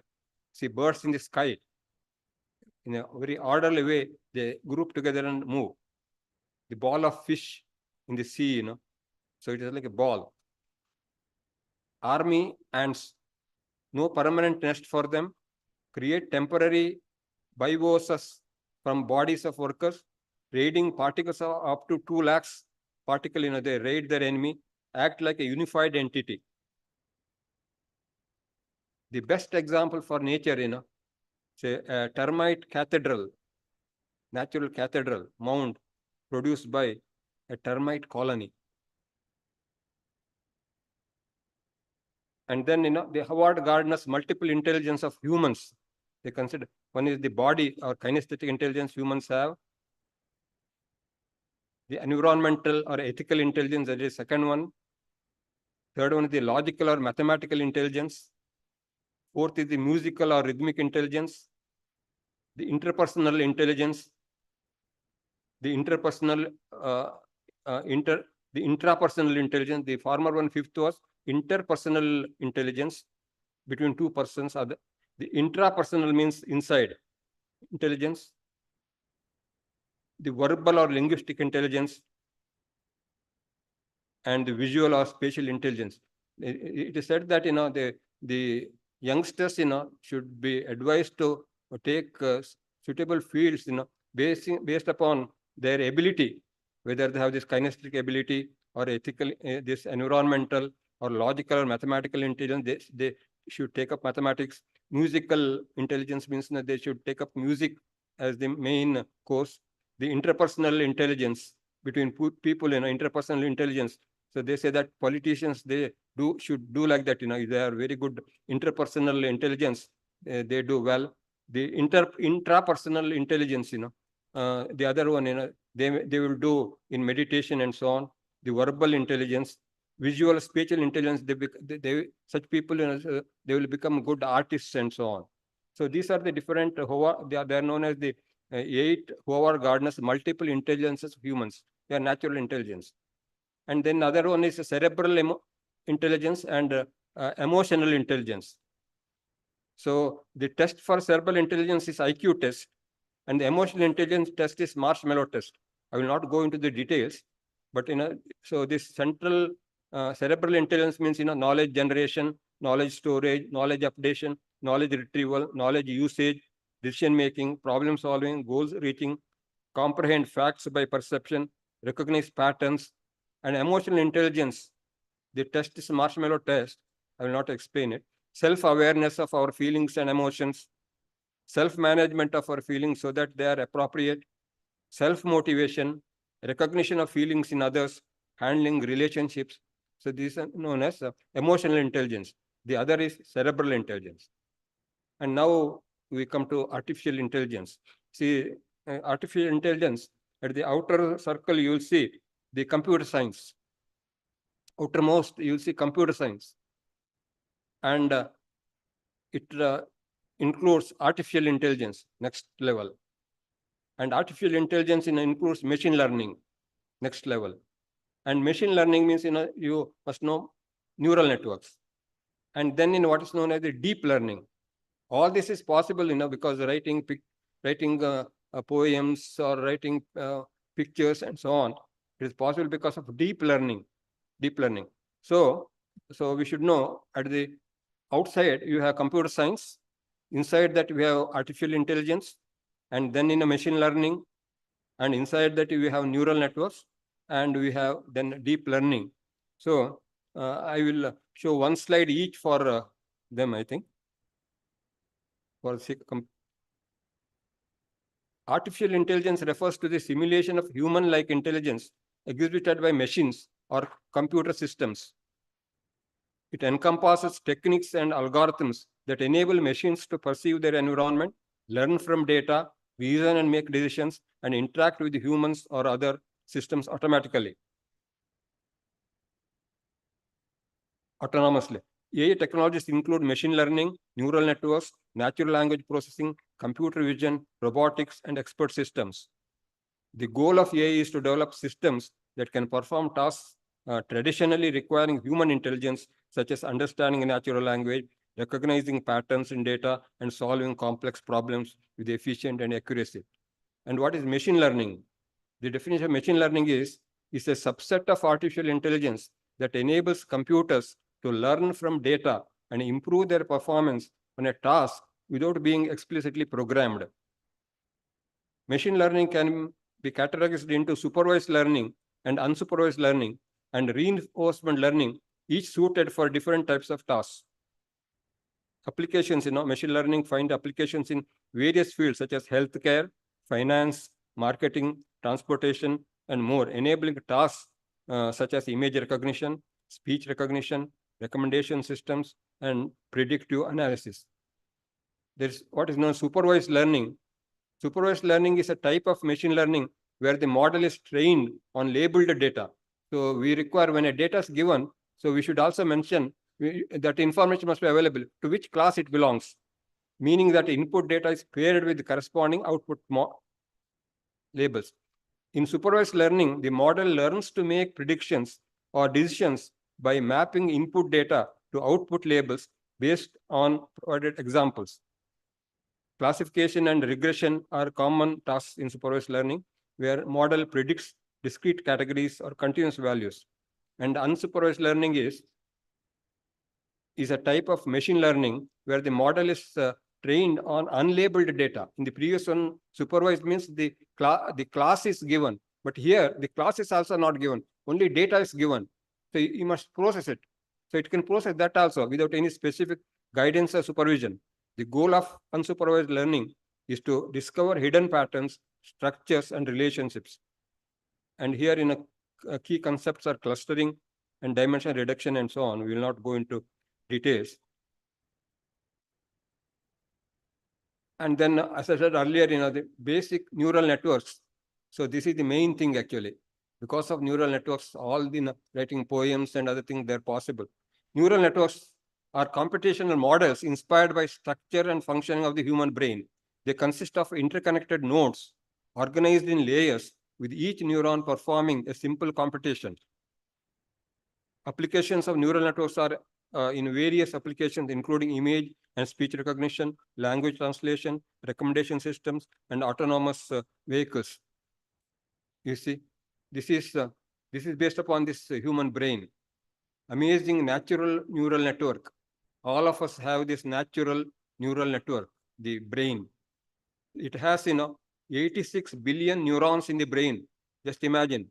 So billion means 1,000 million is billion.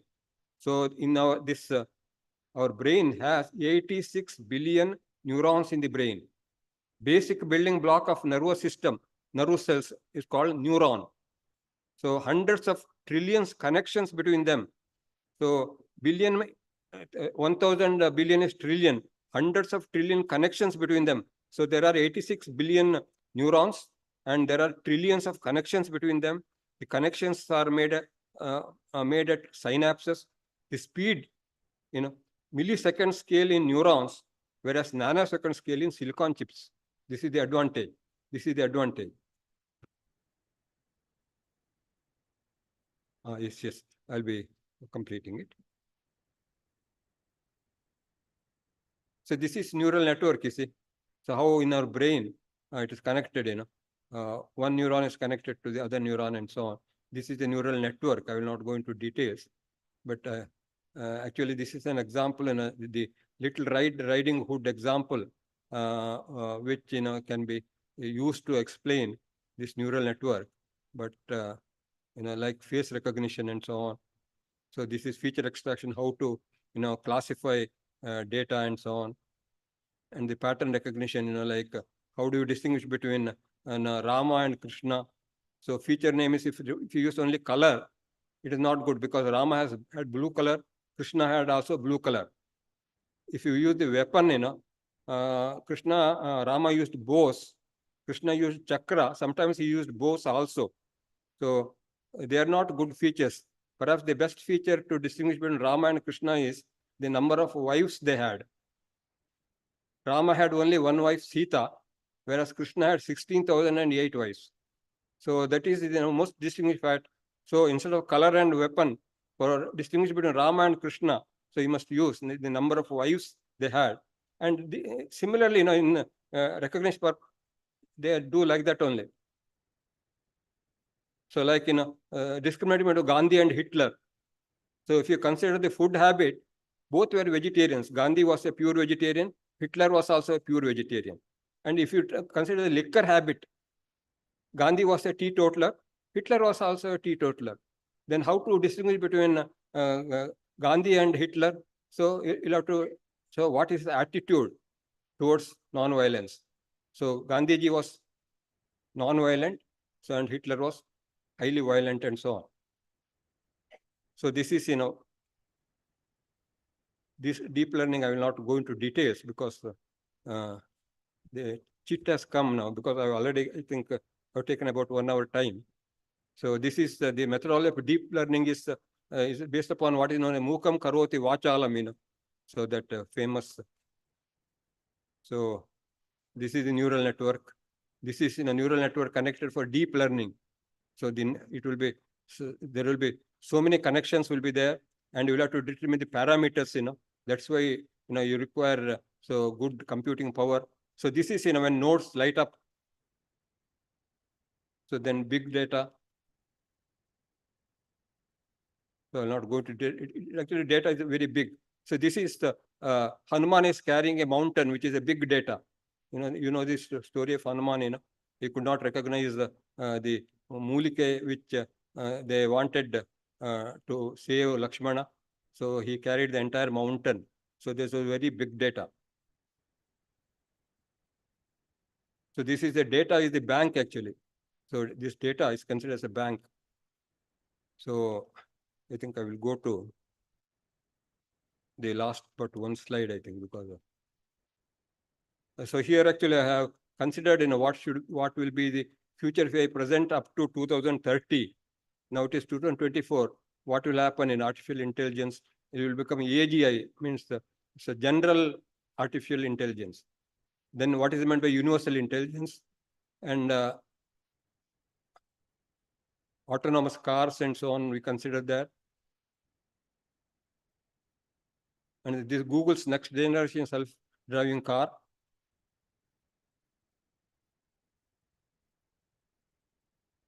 See, this is future of AI up to 2030. Expert robots. This occurred in October 2017, making Sonia the first robot to receive citizenship in any country. You saw that, what she said. The decision sparkled discussions about the rights and status of AI entity in society. So is it legal, switching off Sophia? You see Sophia, what she can do. If you switch off Sophia, is it ethical? What do you say? So here, so we'll not.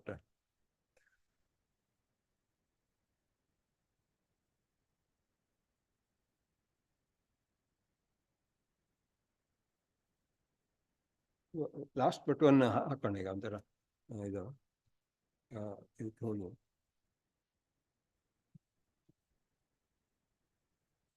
Last but one ಯಾವುದು ಇದಲ್ಲ ಇಲ್ಲಿಗೆ ಹೋಗಿ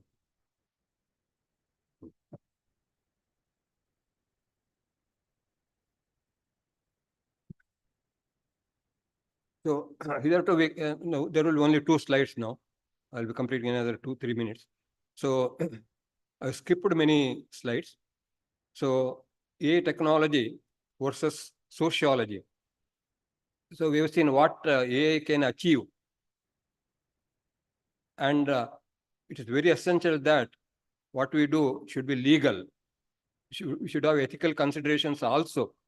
Of course, if you consider AI technology, our computers are sizeless. The size is decreasing. The communication is wireless. Now, wireless Wi-Fi is there. The laptops are mouseless. So this doesn't have a mouse, this laptop. Our cloud computing is endless. Our cameras are filmless. Our entertainment is timeless at any time, 24 hours. Our telephones are cordless. Mobiles are baseless. The networks is seamless. Our business is placeless. From anywhere you can do business. Our doors are keyless. Our cooking is fireless. Our food is fatless. Our labor is effortless. And our AI is endless.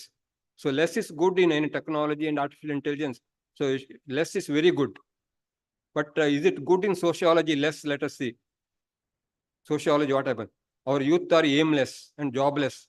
Is it good? No. Grown-ups are, like us, maturity-less. Our elders are spiritless. Our relations are loveless. Preetine illa. Our conduct is worthless. Our attitude is careless. Our feelings are heartless.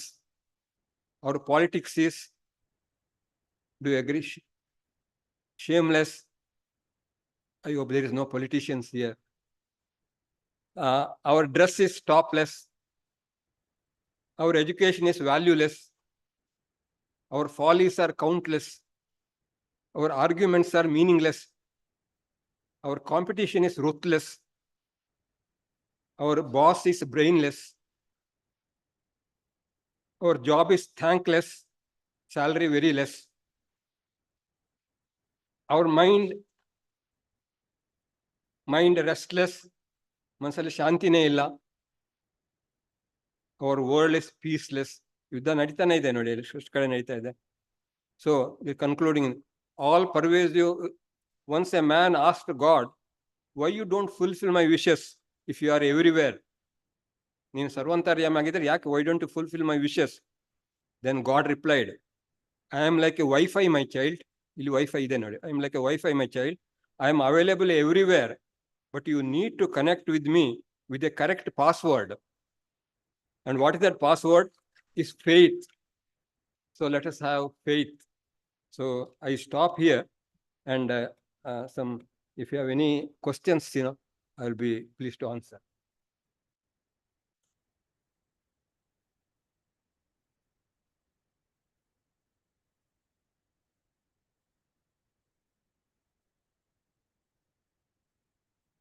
ಅತಿಥಿಗಳಿಗೆ ಏನಾದರೂ ಪ್ರಶ್ನೆ ಇದ್ರೆ ದಯಮಾಡಿ ಕೈ ಎತ್ತಿ, ನಿಮ್ಮ ಬಳಿಗೆ ಮೈಕ್ರೋಫೋನ್ನ ತಲುಪಿಸ್ತೀವಿ.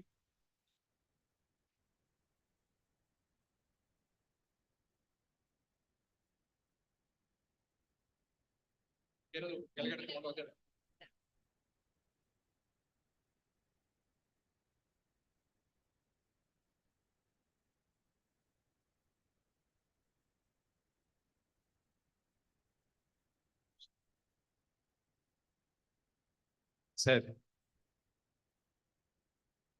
I'm Ravi Kumar, sir, your student. Yeah, how do you tell about the wisdom aspect also? How do you incorporate wisdom into this artificial intelligence? Right. Yeah.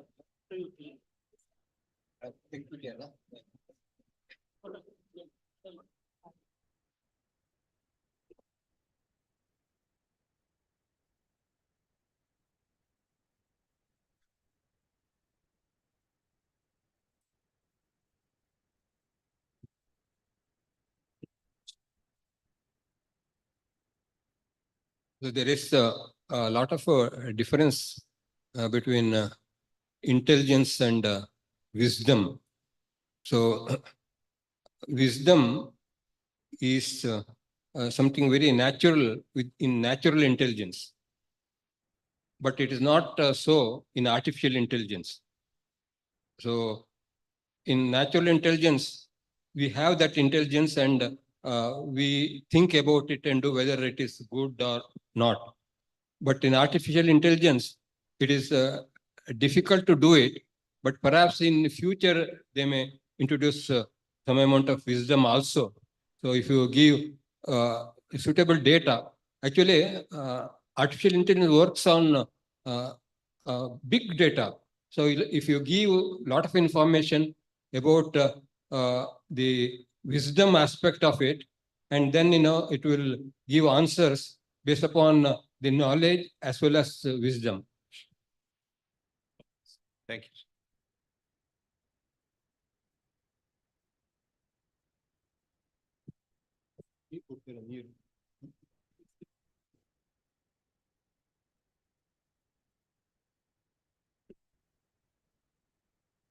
You please announce your name and then ask. Huh? I hope I'm heard. My name is Arvind, sir. I'm an ex-student of University of Mysore. Question is, years in the 80s and the 90s, there was proliferation of programming, and there's a lot of fear in terms of it would take away jobs. Okay, but that did not happen. The world moved on, and there was proliferation of computers. But with the emergence of ML, AI, and as you see, there's less of programming, which was the core of conceptually in the early 80s. And it moved on almost till 2020. Now what you see is low code, no code, and with the emergence of ML, AI, would the complexity of the technology that the humans were part of would be moved away. And for a student who is getting into computer science, should he be optimistic about the future? What would be your, would you enlighten me? Thank you. Actually, after my graduation from University of Visvesvaraya College of Engineering, I joined NI, National Institute of Engineering, and worked as a lecturer for 2 years. At that time, these auto rickshaws were not there. So if you want to go to any place, you'll have to use these horse-drawn carriages, horse-drawn carriages. So then slowly, this auto rickshaw was introduced. So when the auto rickshaw was introduced, there was a strike by this Jetka people, and they were telling that our horses will have no food, and we will have no food because these auto rickshaws are coming, and so on. So you should terminate these auto rickshaws and so on. You should not allow them to fly and so on. It was that. But what happened when of course those people lost their jobs who were using horse-drawn carriages. They lost their jobs. But here in auto rickshaws appeared, and auto rickshaw drivers appeared, and then auto rickshaw used to be repaired. So such happened, and so although it inconvenienced the Jetka people, the number of jobs created was much more than that the previous one. So like that, here also when computer was being used, was introduced in many life insurance corporates in other places and so on. There were strikes actually. There were strikes. They should know we will lose jobs. So let us, don't ask us to use computers and so on. But the advantage of using computers is that it creates jobs of different types. It creates jobs of different types because you want software engineers, you want hardware engineers, and there will be shops which will be selling computers, and there will be people who will be repairing computers and so on. So when the technology advances, so some people they will lose jobs, but it will create more jobs because of the expansion of technology. So in this case of artificial intelligence also, it can write codes actually. So the software codes it can write. So many software engineers, they may lose jobs because of that. So, but finally, what happens is even a machine generates a computer code, say C language code or any language code and so on. Then before getting it inside, so a human person should verify it. So although software engineers may lose, some of them may lose jobs, but there will be generally a creation of jobs of different types. It creates jobs of different types. So that is how a technology advances. So some certain jobs will be terminated, and certain new jobs will be created, and so on. So that's why we should use artificial intelligence in a very balanced way. Actually, in American universities and so on, so the professors now telling that this artificial intelligence must be cancelled because they earlier they used to ask you write an essay on some certain topic and so on, come submit it after 2 days. Nowadays, what some people started doing is they use the chat GPT and it will write a very beautiful essay. And all the students will be using only chat GPT and giving the essay. So what the professor should do, and then that's why now there are programs now, they can find out whether this article written by, submitted by a student, whether it is written by him or by a computer. It can find out. So then, if it is found out that it is written by artificial intelligence, means the process won't accept it. So like that, so there will be some problems in the beginning and so on. So then, so we'll have to see how it can be mitigated and so on.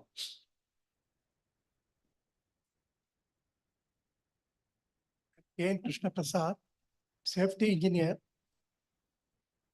Suppose you feed with the big data, all the log codes, CODES. A crime can be detected. No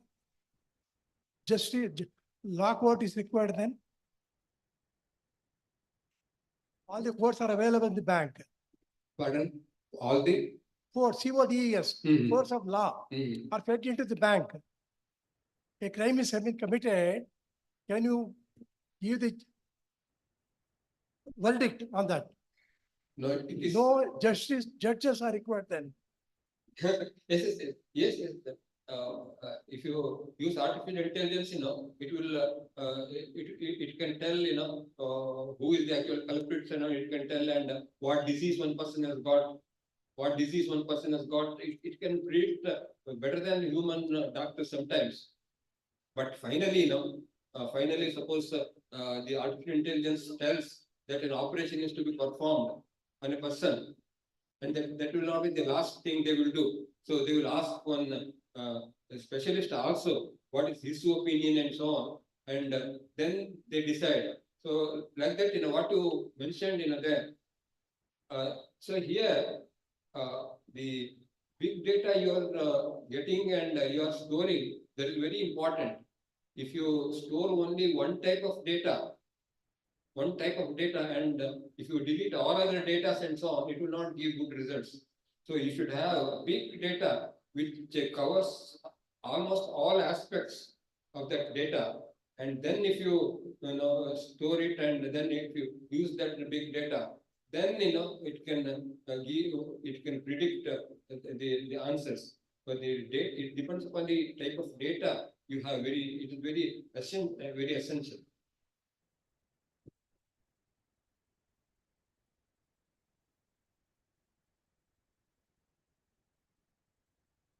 So good afternoon. I'm Dr. Sapna from the Department of Journalism, University of Mysore. So my question is about, as you spoke about the technology-driven society. So at the same time, we are also concerned about the ethical thing which we need to inject for the students, because in terms of integrity, we come from the sociological thing, what you just now told. So the thing is, how much of ethical thing needs to be treated? Because we want our students to be more integrity, have integrity, kind of an ethical. So how we as teachers need to draw a line between technological driven artificial intelligence and being ethical and integrate to maintain integrity as a student and teacher. Thank you, sir. It is very essential to consider the ethical aspects. Actually, using this ChatGPT, a person asked, I want to murder particular person and I should not be found out. I want to murder certain person and I should not be found out. How I can achieve this? And then, the ChatGPT gave 5 answers actually. So you can, like this, you can do this one, this one, this one, this one, and so on. And, then there are a big hue and cry. And then, if you ask such questions, it will not accept. So that's why that is what is known as filtering. So they have some filtering also. So if you ask such questions, it will not give answers at all. It will not say, I will not answer that like that. So it is like that, that filter is there. That filter, it filters out. So questions which should not be asked, such questions. So it will be done like that. ಅತ್ಯಂತ ಆಕರ್ಷಕವಾಗಿ ಹಾಗೂ ಪರಿಣಾಮಕಾರಿಯಾಗಿ ರಾಷ್ಟ್ರೀಯ ವಿಜ್ಞಾನ ದಿನಾಚರಣೆಯ ವಿಶೇಷ ಉಪನ್ಯಾಸವನ್ನ ಪ್ರಾತ್ಯಕ್ಷಿಕೆಯ ಮೂಲಕ ನೆರವೇರಿಸಿಕೊಟ್ಟ ಕುವೆಂಪು ವಿಶ್ವವಿದ್ಯಾನಿಲಯದ ವಿಶ್ರಾಂತ ಕುಲಪತಿಗಳಾದ ಡಾಕ್ಟರ್ ಕೆ ಚಿದಾನಂದ ಗೌಡರಿಗೆ ತಮ್ಮೆಲ್ಲರ ಪರವಾಗಿ ಹೃದಯಾಂತರಾಳದ ವಂದನೆಗಳನ್ನ ಸಲ್ಲಿಸ್ತೇನೆ. ಈಗ ಶ್ರೀಯುತರಿಗೆ ಮೈಸೂರು ವಿಶ್ವವಿದ್ಯಾಲಯದ ಪರವಾಗಿ ಗೌರವ ಸಮರ್ಪಣೆಯನ್ನು ಮಾಡಬೇಕಾಗಿ ಸನ್ಮಾನ್ಯ ಕುಲಪತಿಗಳು ಹಾಗೂ ಮಾನ್ಯ ಕುಲಸಚಿವರನ್ನ ವಿನಂತಿಸ್ತೇನೆ.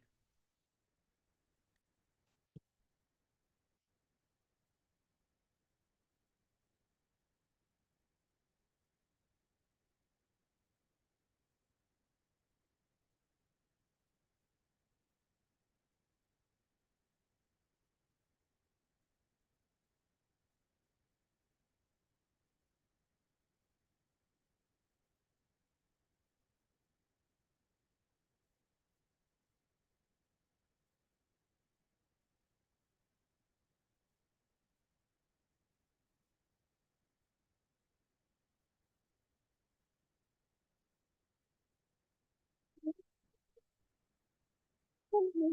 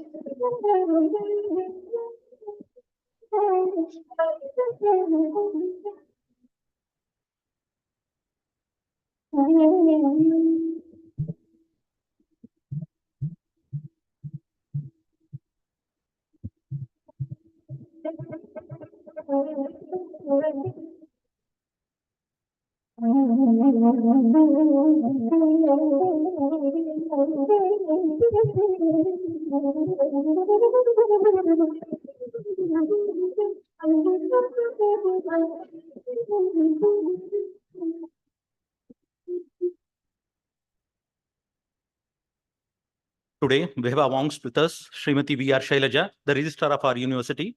Srimati Shailaja is a seasoned administrator whose dedication and commitment have played a crucial role in the success of our institution. As we draw near to the conclusion of our Science Day celebration, it is time to express our gratitude to all those who have made this event possible. Now, I have the honor of inviting Srimati V.R. Shailaja to deliver the vote of thanks. ಎಲ್ರಿಗೂ ನಮಸ್ಕಾರ. ಇವತ್ತಿನ ರಾಷ್ಟ್ರೀಯ ವಿಜ್ಞಾನ ದಿನಾಚರಣೆಯ ಶುಭಾಶಯಗಳನ್ನ ಇಲ್ಲಿ ನೆರೆದಿರುವಂತ ಎಲ್ಲ ವೈಜ್ಞಾನಿಕ ಮನೋಭಾವದ ಮನಸ್ಸುಗಳಿಗೆ ಕೋರ್ತಾ, ವೇದಿಕೆಯಲ್ಲಿ ಉಪಸ್ಥಿತಿರುವಂತಹ ಗಣ್ಯಮಾನ್ಯರೇ, ಮೈಸೂರು ವಿಶ್ವವಿದ್ಯಾಲಯ ತನ್ನ ಇತಿಹಾಸ, ಘನತೆ ಮತ್ತು ಪರಂಪರೆಯನ್ನ ಹೊಂದಿರತಕ್ಕಂಥ ವಿಶ್ವವಿದ್ಯಾಲಯ. ಇದೇ ಘನತೆ ವೆತ್ತ ವಿಶ್ವವಿದ್ಯಾಲಯದ ಬಹಳ ಹಳೆಯ ವಿಜ್ಞಾನದ ವಿದ್ಯಾರ್ಥಿಯಾಗಿ ವಿಜ್ಞಾನವನ್ನೇ ಓದಿ ಅವರು ಕಂಡಂತಹ ವಿಷನ್ ಅಲ್ಲಿ ಇಟ್ಕೊಂಡಂತಹ ಇವತ್ತಿನ ಆರ್ಟಿಫಿಷಿಯಲ್ ಇಂಟೆಲಿಜೆನ್ಸ್ ಬಗ್ಗೆನೇ ಅವರು PhD ಪದವಿಯನ್ನು ಕೂಡ ಮಾಡಿ ಅದರಲ್ಲೇ ಅವರು ಸಂಶೋಧನೆಯನ್ನು ಕೈಗೊಂಡು ಇವತ್ತು ಅವರು ಓದಿದಂತಹ ವಿಜ್ಞಾನ ಇವತ್ತು ತಂತ್ರಜ್ಞಾನವಾಗಿ ನಮ್ಮೆಲ್ಲರ ಬಾಳಲ್ಲಿ ಹಾಸುಹೊಕ್ಕಾಗಿದೆ. ಅಂತಹ ವ್ಯಕ್ತಿತ್ವವನ್ನ ಇವತ್ತಿನ ಕಾರ್ಯಕ್ರಮದ ಕುರಿತು ಪ್ರಧಾನ ಭಾಷಣಕಾರರಾಗಿ ಆಗಮಿಸಬೇಕು ಅಂತ ಹೇಳಿ ಕೋರಿದಾಗ, ನಮ್ಮ ಹಳೆಯ ವಿದ್ಯಾರ್ಥಿ ಕುವೆಂಪು ವಿಶ್ವವಿದ್ಯಾಲಯದ ಗೌರವಾನ್ವಿತ ವಿಶ್ರಾಂತ ಕುಲಪತಿಗಳು, ಸಮೀಪದ SJC ಕಾಲೇಜಿನ ಉಪನ್ಯಾಸಕರು, ಪ್ರಾಂಶುಪಾಲರಾಗಿ ಬಹಳ ದೀರ್ಘ ಸೇವೆಯನ್ನು ಸಲ್ಲಿಸಿದಂತಹ, ಜೊತೆಗೆ ಆದರ್ಶದ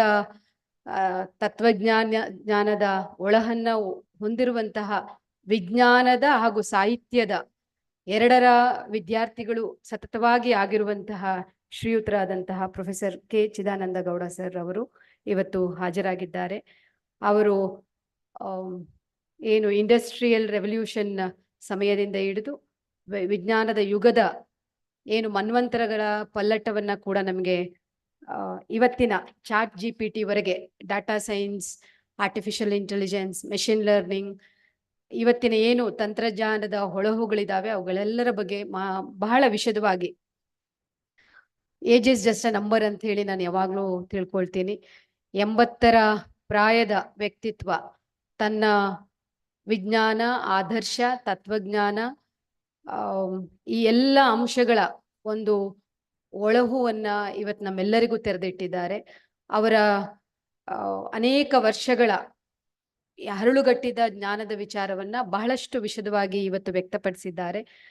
ಈ ಒಂದು ಅವಕಾಶವನ್ನ ನಮ್ಮೆಲ್ಲ ಕೇಳುಗರಿಗೆ, ನಮ್ಮೆಲ್ಲ ಬೋಧಕರಿಗೆ, ವಿದ್ಯಾರ್ಥಿ ಬಂಧುಗಳಿಗೆ ಮಾಡಿಕೊಟ್ಟಂತಹ ಶ್ರೀಯುತರಿಗೆ ವಿಶ್ವವಿದ್ಯಾಲಯದ ಪರವಾಗಿ, ಮಾನ್ಯ ಕುಲಪತಿಗಳ ಪರವಾಗಿ, ವೈಯಕ್ತಿಕವಾಗಿ ಇಲ್ಲಿ ನೆರೆದಿರುವಂತ ಎಲ್ಲ ವಿಚಾರವಂತರ ಪರವಾಗಿ ನಾನು ಹೃತ್ಪೂರ್ವಕವಾದಂತಹ ಧನ್ಯವಾದಗಳನ್ನು ಅರ್ಪಿಸ್ತೇನೆ ಸರ್. ನಮಗೆ ಬಹಳ ಹೆಮ್ಮೆ ಇದೆ, ತಾವು ಈ ವಿಶ್ವವಿದ್ಯಾಲಯದ ವಿದ್ಯಾರ್ಥಿ. ಇಲ್ಲಿ ನಮ್ಮ ಗಣಕ ವಿಜ್ಞಾನ ಅಧ್ಯಯನ ವಿಭಾಗದಲ್ಲೂ ಕೂಡ ಒಂದು DRDO ಪ್ರಾಜೆಕ್ಟ್ನಲ್ಲಿ ಕಾರ್ಯನಿರ್ವಹಿಸಿದ್ದೀರಾ ಅಂತ ಹೇಳಿದ್ದೀರಾ. ಸತತವಾಗಿ ರಾಷ್ಟ್ರಕವಿ, ಜಗದ ಕವಿ, ಯುಗದ ಕವಿ ಕುವೆಂಪುರವರ ಕುಟುಂಬಕ್ಕೆ ಸೇರಿದಂತಹ ಆ ದಾರ್ಶನಿಕ ವಿಚಾರವಂತಿಕೆಯನ್ನ ಈಗಲೂ ಕೂಡ ತಾವು ಕೊಂಡೊಯ್ತಾ ಇದ್ದೀರಾ. ಸೊ ಇದು ನಮಗೆಲ್ಲರಿಗೂ ಕೂಡ ಹೆಮ್ಮೆ ಪಡುವಂತ ವಿಚಾರ. ತಮ್ಮ ಆದರ್ಶಗಳು ನಮ್ಮೆಲ್ಲರಿಗೂ ಆದರ್ಶಪ್ರಾಯವಾಗಿ, ತಮ್ಮ ತತ್ವಗಳು, ವಿಜ್ಞಾನ, ಇವೆಲ್ಲವೂ ಕೂಡ ನಮಗೆ ದಾರಿದೀಪವಾಗಿ ಪರಿಣಮಿಸಲಿ, ತಮ್ಮ ಮಾರ್ಗದರ್ಶನ ನಿರಂತರ ಇರಲಿ ಅಂತ ಕೋರ್ತೇನೆ. ಈ ಒಂದು ಕಾರ್ಯಕ್ರಮವನ್ನ ಆಯೋಜಿಸಿ ಈ ಕಾರ್ಯಕ್ರಮಕ್ಕೆ ಸಂಪೂರ್ಣ ಮಾರ್ಗದರ್ಶನವನ್ನ ನೀಡಿ ಕಾರ್ಯಕ್ರಮದ ಅಧ್ಯಕ್ಷತೆಯನ್ನು ವಹಿಸಿರುವಂತಹ ಪ್ರೊಫೆಸರ್ NK ಲೋಕನಾಥ್ ರವರು, ಮಾನ್ಯ ಕುಲಪತಿಗಳು, ಮೈಸೂರು ವಿಶ್ವವಿದ್ಯಾಲಯ, ಇವರಿಗೂ ಕೂಡ ವೇದಿಕೆಯ ಪರವಾಗಿ ಇಲ್ಲಿ ನೆರೆದಿರುವಂತಹ ಎಲ್ಲ ಗಣ್ಯಮಾನ್ಯರ ಪರವಾಗಿ ಹೃತ್ಪೂರ್ವಕವಾದಂತಹ ಧನ್ಯವಾದಗಳನ್ನು ಅರ್ಪಿಸ್ತೇನೆ. ಹಾಜರಿರುವಂತಹ ಎಲ್ಲ ಸಿಂಡಿಕೇಟ್ ಮತ್ತು ಶೈಕ್ಷಣಿಕ ಮಂಡಳಿಯ ಗೌರವಾನ್ವಿತ ಸದಸ್ಯರು, ಎಲ್ಲ ನಿಕಾಯದ ಡೀನರುಗಳು, ಎಲ್ಲ ಅಧ್ಯಯನ ವಿಭಾಗಗಳ ಬೋಧಕರು, ಮೈಸೂರು ವಿಶ್ವವಿದ್ಯಾಲಯದ ಆಡಳಿತ ವಿಭಾಗ, ಹಣಕಾಸು ವಿಭಾಗ ಮತ್ತು ನಮ್ಮ ಪರೀಕ್ಷಾಂಗ ವಿಭಾಗದ ಎಲ್ಲ ಅಧಿಕಾರಿ ಬಂಧುಗಳಿಗೂ ವೈಯಕ್ತಿಕವಾಗಿ ನಾನು ರಿಜಿಸ್ಟ್ರಾರ್ ಇವ್ಯಾಲ್ಯೂಯೇಷನ್ ಪ್ರೊಫೆಸರ್ ಮಹಾದೇವನ್ ರವರಿಗೆ ಹಾಗೂ ಹಣಕಾಸು ಅಧಿಕಾರಿಗಳಾದಂತಹ ಶ್ರೀಮತಿ ರೇಖಾರವರಿಗೆ ಧನ್ಯವಾದಗಳನ್ನು ಅರ್ಪಿಸ್ತೇನೆ. ಹಾಜರಿರುವಂತಹ ಎಲ್ಲ ಬೋಧಕ ವೃಂದದವರಿಗೆ ಮತ್ತು ವಿದ್ಯಾರ್ಥಿಗಳಿಗೂ ನಾನು ಧನ್ಯವಾದಗಳನ್ನು ಅರ್ಪಿಸ್ತಾ, ನಮಗೆಲ್ಲ ತಿಳಿದಿರೋ ಹಾಗೆ ನಾವು ಓದುವ ವಿಜ್ಞಾನವೇ ಇವತ್ತಿನ ತಂತ್ರಜ್ಞಾನವಾಗಿದೆ. ಶ್ರೀಯುತರು ಕಲ್ತಂತಹ ಬೋಧಿಸಿದಂತಹ ಕೃತಕ ಬುದ್ಧಿಮತ್ತೆ ಇವತ್ತು ನಮ್ಮೆಲ್ಲರ ಬದುಕಿನ ತಂತ್ರಜ್ಞಾನವಾಗಿದೆ. ದಿನದ ಪ್ರಾರಂಭದಿಂದ ಮಲಗುವ ತನಕ, ಮಲಗಿದ್ದಾಗ್ಲೂ ಕೂಡ ನಮ್ಮ ವಿಜ್ಞಾನ ತಂತ್ರಜ್ಞಾನವಾಗಿ ಪರಿಣಮಿಸಿದೆ. ಇದರ ನೆಲೆಗಟ್ಟನ್ನ ಬಹಳಷ್ಟು ಜನರು ಸಹೃದಯರು ಪ್ರಶ್ನೆಗಳನ್ನು ಕೂಡ ಮಾಡಿದ್ದೀರಾ. ಆರ್ಟಿಫಿಷಿಯಲ್ ಇಂಟೆಲಿಜೆನ್ಸ್ ಜೊತೆಗೆ ಎಥಿಕ್ಸ್, ವಿಸ್ಡಮ್, ಮಾನವೀಯತೆ, ಆದರ್ಶ ತತ್ವಗಳೂ ಕೂಡ ಸಮ್ಮಿಲನಗೊಂಡಾಗ ಇದಕ್ಕೆ ಹೆಚ್ಚು ಅರ್ಥ ಇದೆ ಅಂತ ಹೇಳಿದ್ದೀರಾ. ನಾವೆಲ್ಲ ನೋಡ್ತಾ ಇದ್ದೀವಿ ಇವತ್ತಿನ ಸೈಬರ್ ಅಟ್ಯಾಕ್ಸ್, ಸೈಬರ್ ಕ್ರೈಮ್ಸ್ ಯಾವ ಮಟ್ಟಕ್ಕೆ ಹೋಗಿದೆ. ಒಂದು ವಿಜ್ಞಾನದ ಬೆಳವಣಿಗೆ ಪೂರಕ, ಋಣಾತ್ಮಕ, ಧನಾತ್ಮಕ ಅಂಶಗಳನ್ನು ಒಳಗೊಂಡಿರುತ್ತೆ. ಧನಾತ್ಮಕತೆ ಎಷ್ಟೇ ಮುಂದುವರೆದ್ರೂ ಕೂಡ ಅದಕ್ಕೆ ಜೊತೆಗೆ ಋಣಾತ್ಮಕ ಅಂಶಗಳು ಕೂಡ ಜೊತೆಗೆ ಮುನ್ನಡೀತಾ ಇದ್ದಾವೆ. ಪ್ರತಿನಿತ್ಯ ಮಾಧ್ಯಮಗಳಲ್ಲಿ ನೋಡ್ತೇವೆ, ಶೇರ್ ಟ್ರೇಡಿಂಗ್ ನಲ್ಲಿ, ಸೈಬರ್ ವಿಚಾರಗಳಲ್ಲಿ ನಮ್ಮ ಗೃಹಿಣಿಯರು, ನಮ್ಮ ವಿಜ್ಞಾನಿಗಳು, ನಮ್ಮ ವ್ಯಾವಹಾರಿಕ ಬಿಸ್ನೆಸ್ ಮಾಡುವಂತಹ ಜನಗಳು ಲಕ್ಷ ಕೋಟಿ ಮೊತ್ತವನ್ನ ಕಳ್ಕೊಂಡಿದ್ದಾರೆ. ನಮ್ಮ ವಿಶ್ವವಿದ್ಯಾಲಯದಲ್ಲಿ ಅನೇಕ ಉದಾಹರಣೆಗಳಿದಾವೆ. ಈ ರೀತಿಯ ಕೃತಕ ಬುದ್ಧಿಮತ್ತೆಯ ಕೆಲವೊಂದು ಲಿಂಕ್ಗಳನ್ನ ಓಪನ್ ಮಾಡಿ ತಮ್ಮ ಜೀವಮಾನದ ಪೆನ್ಷನ್ ಹಣವನ್ನ ಕಳೆದುಕೊಂಡಂತಹ ಘಟನೆಗಳಿದಾವೆ. ದಿನನಿತ್ಯದ ಬದುಕಿನಲ್ಲಿ ಮೋಸ ಹೋದಂತಹ ಘಟನೆಗಳಿದಾವೆ. ಸೊ ಹಾಗಾಗಿ ಈ ವಿಕಸಿತ ವಿಜ್ಞಾನ ತಂತ್ರಜ್ಞಾನ AI ಜೊತೆಗೆ ಮಾನವೀಯ ಮೌಲ್ಯಗಳು, ತತ್ವಾದರ್ಶಗಳು, ವಿಸ್ಡಮ್ ಕೂಡ ಅಷ್ಟೇ ಬೆಳವಣಿಗೆ ಆಗಬೇಕು. ಸೊ ಮನುಷ್ಯನನ್ನ ಬಿಟ್ಟು ಯಾವುದೇ ಬುದ್ಧಿಮತ್ತೆ ನಮಗೆ ಅನುಕೂಲ ಆಗಲ್ಲ ಅನ್ನೋದು ನಮ್ಮೆಲ್ಲರ ಭಾವನೆ. ಮುಂದಿನ ಈ ಒಂದು ವಿಜ್ಞಾನದ ಕೃತಕ ಬುದ್ಧಿಮತ್ತೆಯ ಓಟ ಇವೆಲ್ಲರಗಳ ಸಮ್ಮಿಳನವಾಗ್ಲಿ ಅಂತ ಹೇಳಿ ಭಾವಿಸ್ತಾ, ಇವತ್ತಿನ ಕಾರ್ಯಕ್ರಮಕ್ಕೆ ಪ್ರತ್ಯಕ್ಷವಾಗಿ ಪರೋಕ್ಷವಾಗಿ ಆಗಮಿಸಿ ಈ ಕಾರ್ಯಕ್ರಮ ಬಹಳ ಅಚ್ಚುಕಟ್ಟಾಗಿ, ಬಹಳ ಶಿಸ್ತುಬದ್ಧವಾಗಿ ಮೂಡಿ ಬರಲಿಕ್ಕೆ ಕಾರಣರಾದಂತಹ ಎಲ್ಲರಿಗೂ ನಾನು ಧನ್ಯವಾದಗಳನ್ನು ಅರ್ಪಿಸ್ತೇನೆ. ಪ್ರಮುಖವಾಗಿ ಉಪಕುಲ ಸಚಿವರಾದಂತಹ ಶ್ರೀಯುತ ನಮ್ಮ ಶಂಕರ್ ಅವರು ಮತ್ತು ಅವರ ತಂಡ ಸುಮಾರು ಮಾನ್ಯರ ಕುಲಪತಿಗಳ ನಿರ್ದೇಶನದಂತೆ ಕಳೆದ 1 ವಾರದಿಂದ ಸತತವಾಗಿ ಈ ಒಂದು ಕೆಲಸವನ್ನ ಅಚ್ಚುಕಟ್ಟಾಗಿ ನಿರ್ವಹಿಸಿದ್ದಾರೆ ಮತ್ತು ಇತರೆ ಅಧಿಕಾರಿಗಳು ಕೂಡ ಇದಕ್ಕೆ ಕೈ ಜೋಡಿಸಿದ್ದಾರೆ. ಅವರಿಗೂ ಕೂಡ ನಾನು ಧನ್ಯವಾದಗಳನ್ನು ಅರ್ಪಿಸ್ತಾ, ನಮ್ಮ ತೋಟಗಾರಿಕಾ ವಿಭಾಗ, ಕ್ರೀಡಾ ವಿಭಾಗ, ನಮ್ಮ ಇಂಜಿನಿಯರಿಂಗ್ ವಿಭಾಗ, ಎಲ್ಲ ವಿಭಾಗ, ನಮ್ಮ ಸ್ವಚ್ಛತಾ ಕಾರ್ಮಿಕರು, ಇವರೆಲ್ಲರ ಪರಿಶ್ರಮದಿಂದ ಈ ಕಾರ್ಯಕ್ರಮ ಬಹಳ ಉತ್ತಮವಾಗಿ ಮೂಡಿ ಬಂದಿದೆ. ಅವರೆಲ್ಲರಿಗೂ ಕೂಡ ಈ ವೇದಿಕೆಯಿಂದ ಹೃತ್ಪೂರ್ವಕ ಅಭಿನಂದನೆಗಳನ್ನು ಸಲ್ಲಿಸ್ತಾ, ಧನ್ಯವಾದಗಳನ್ನು ಅರ್ಪಿಸ್ತಾ ನನ್ನ ಮಾತನ್ನ ಮುಗಿಸ್ತೇನೆ. ಜೈ ಹಿಂದ್, ಜೈ ಕರ್ನಾಟಕ. ತಮಗೂ ಕೂಡ ಧನ್ಯವಾದ ಮೇಡಮ್.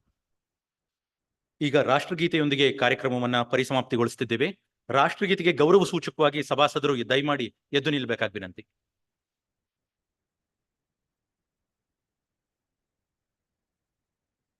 ಜನಗಣ ಮನ ಅಧಿನಾಯಕ ಜಯ ಹೇ ಭಾರತ ಭಾಗ್ಯ ವಿಧಾತ. ಪಂಜಾಬ ಸಿಂಧು ಗುಜರಾತ ಮರಾಠ ದ್ರಾವಿಡ ಉತ್ಕಲ ವಂಗ. ವಿಂಧ್ಯ ಹಿಮಾಚಲ ಯಮುನಾ ಗಂಗಾ ಉಚ್ಚಲ ಜಲಧಿ ತರಂಗ. ತವ ಶುಭ ನಾಮೆ ಜಾಗೆ तव शुभाशिष मागे. गाहे तव जय गाथा जनगण मंगलदायक. जय हे भारत भाग्य विधाता. जय हे जय हे जय हे. जय जय जय जय हे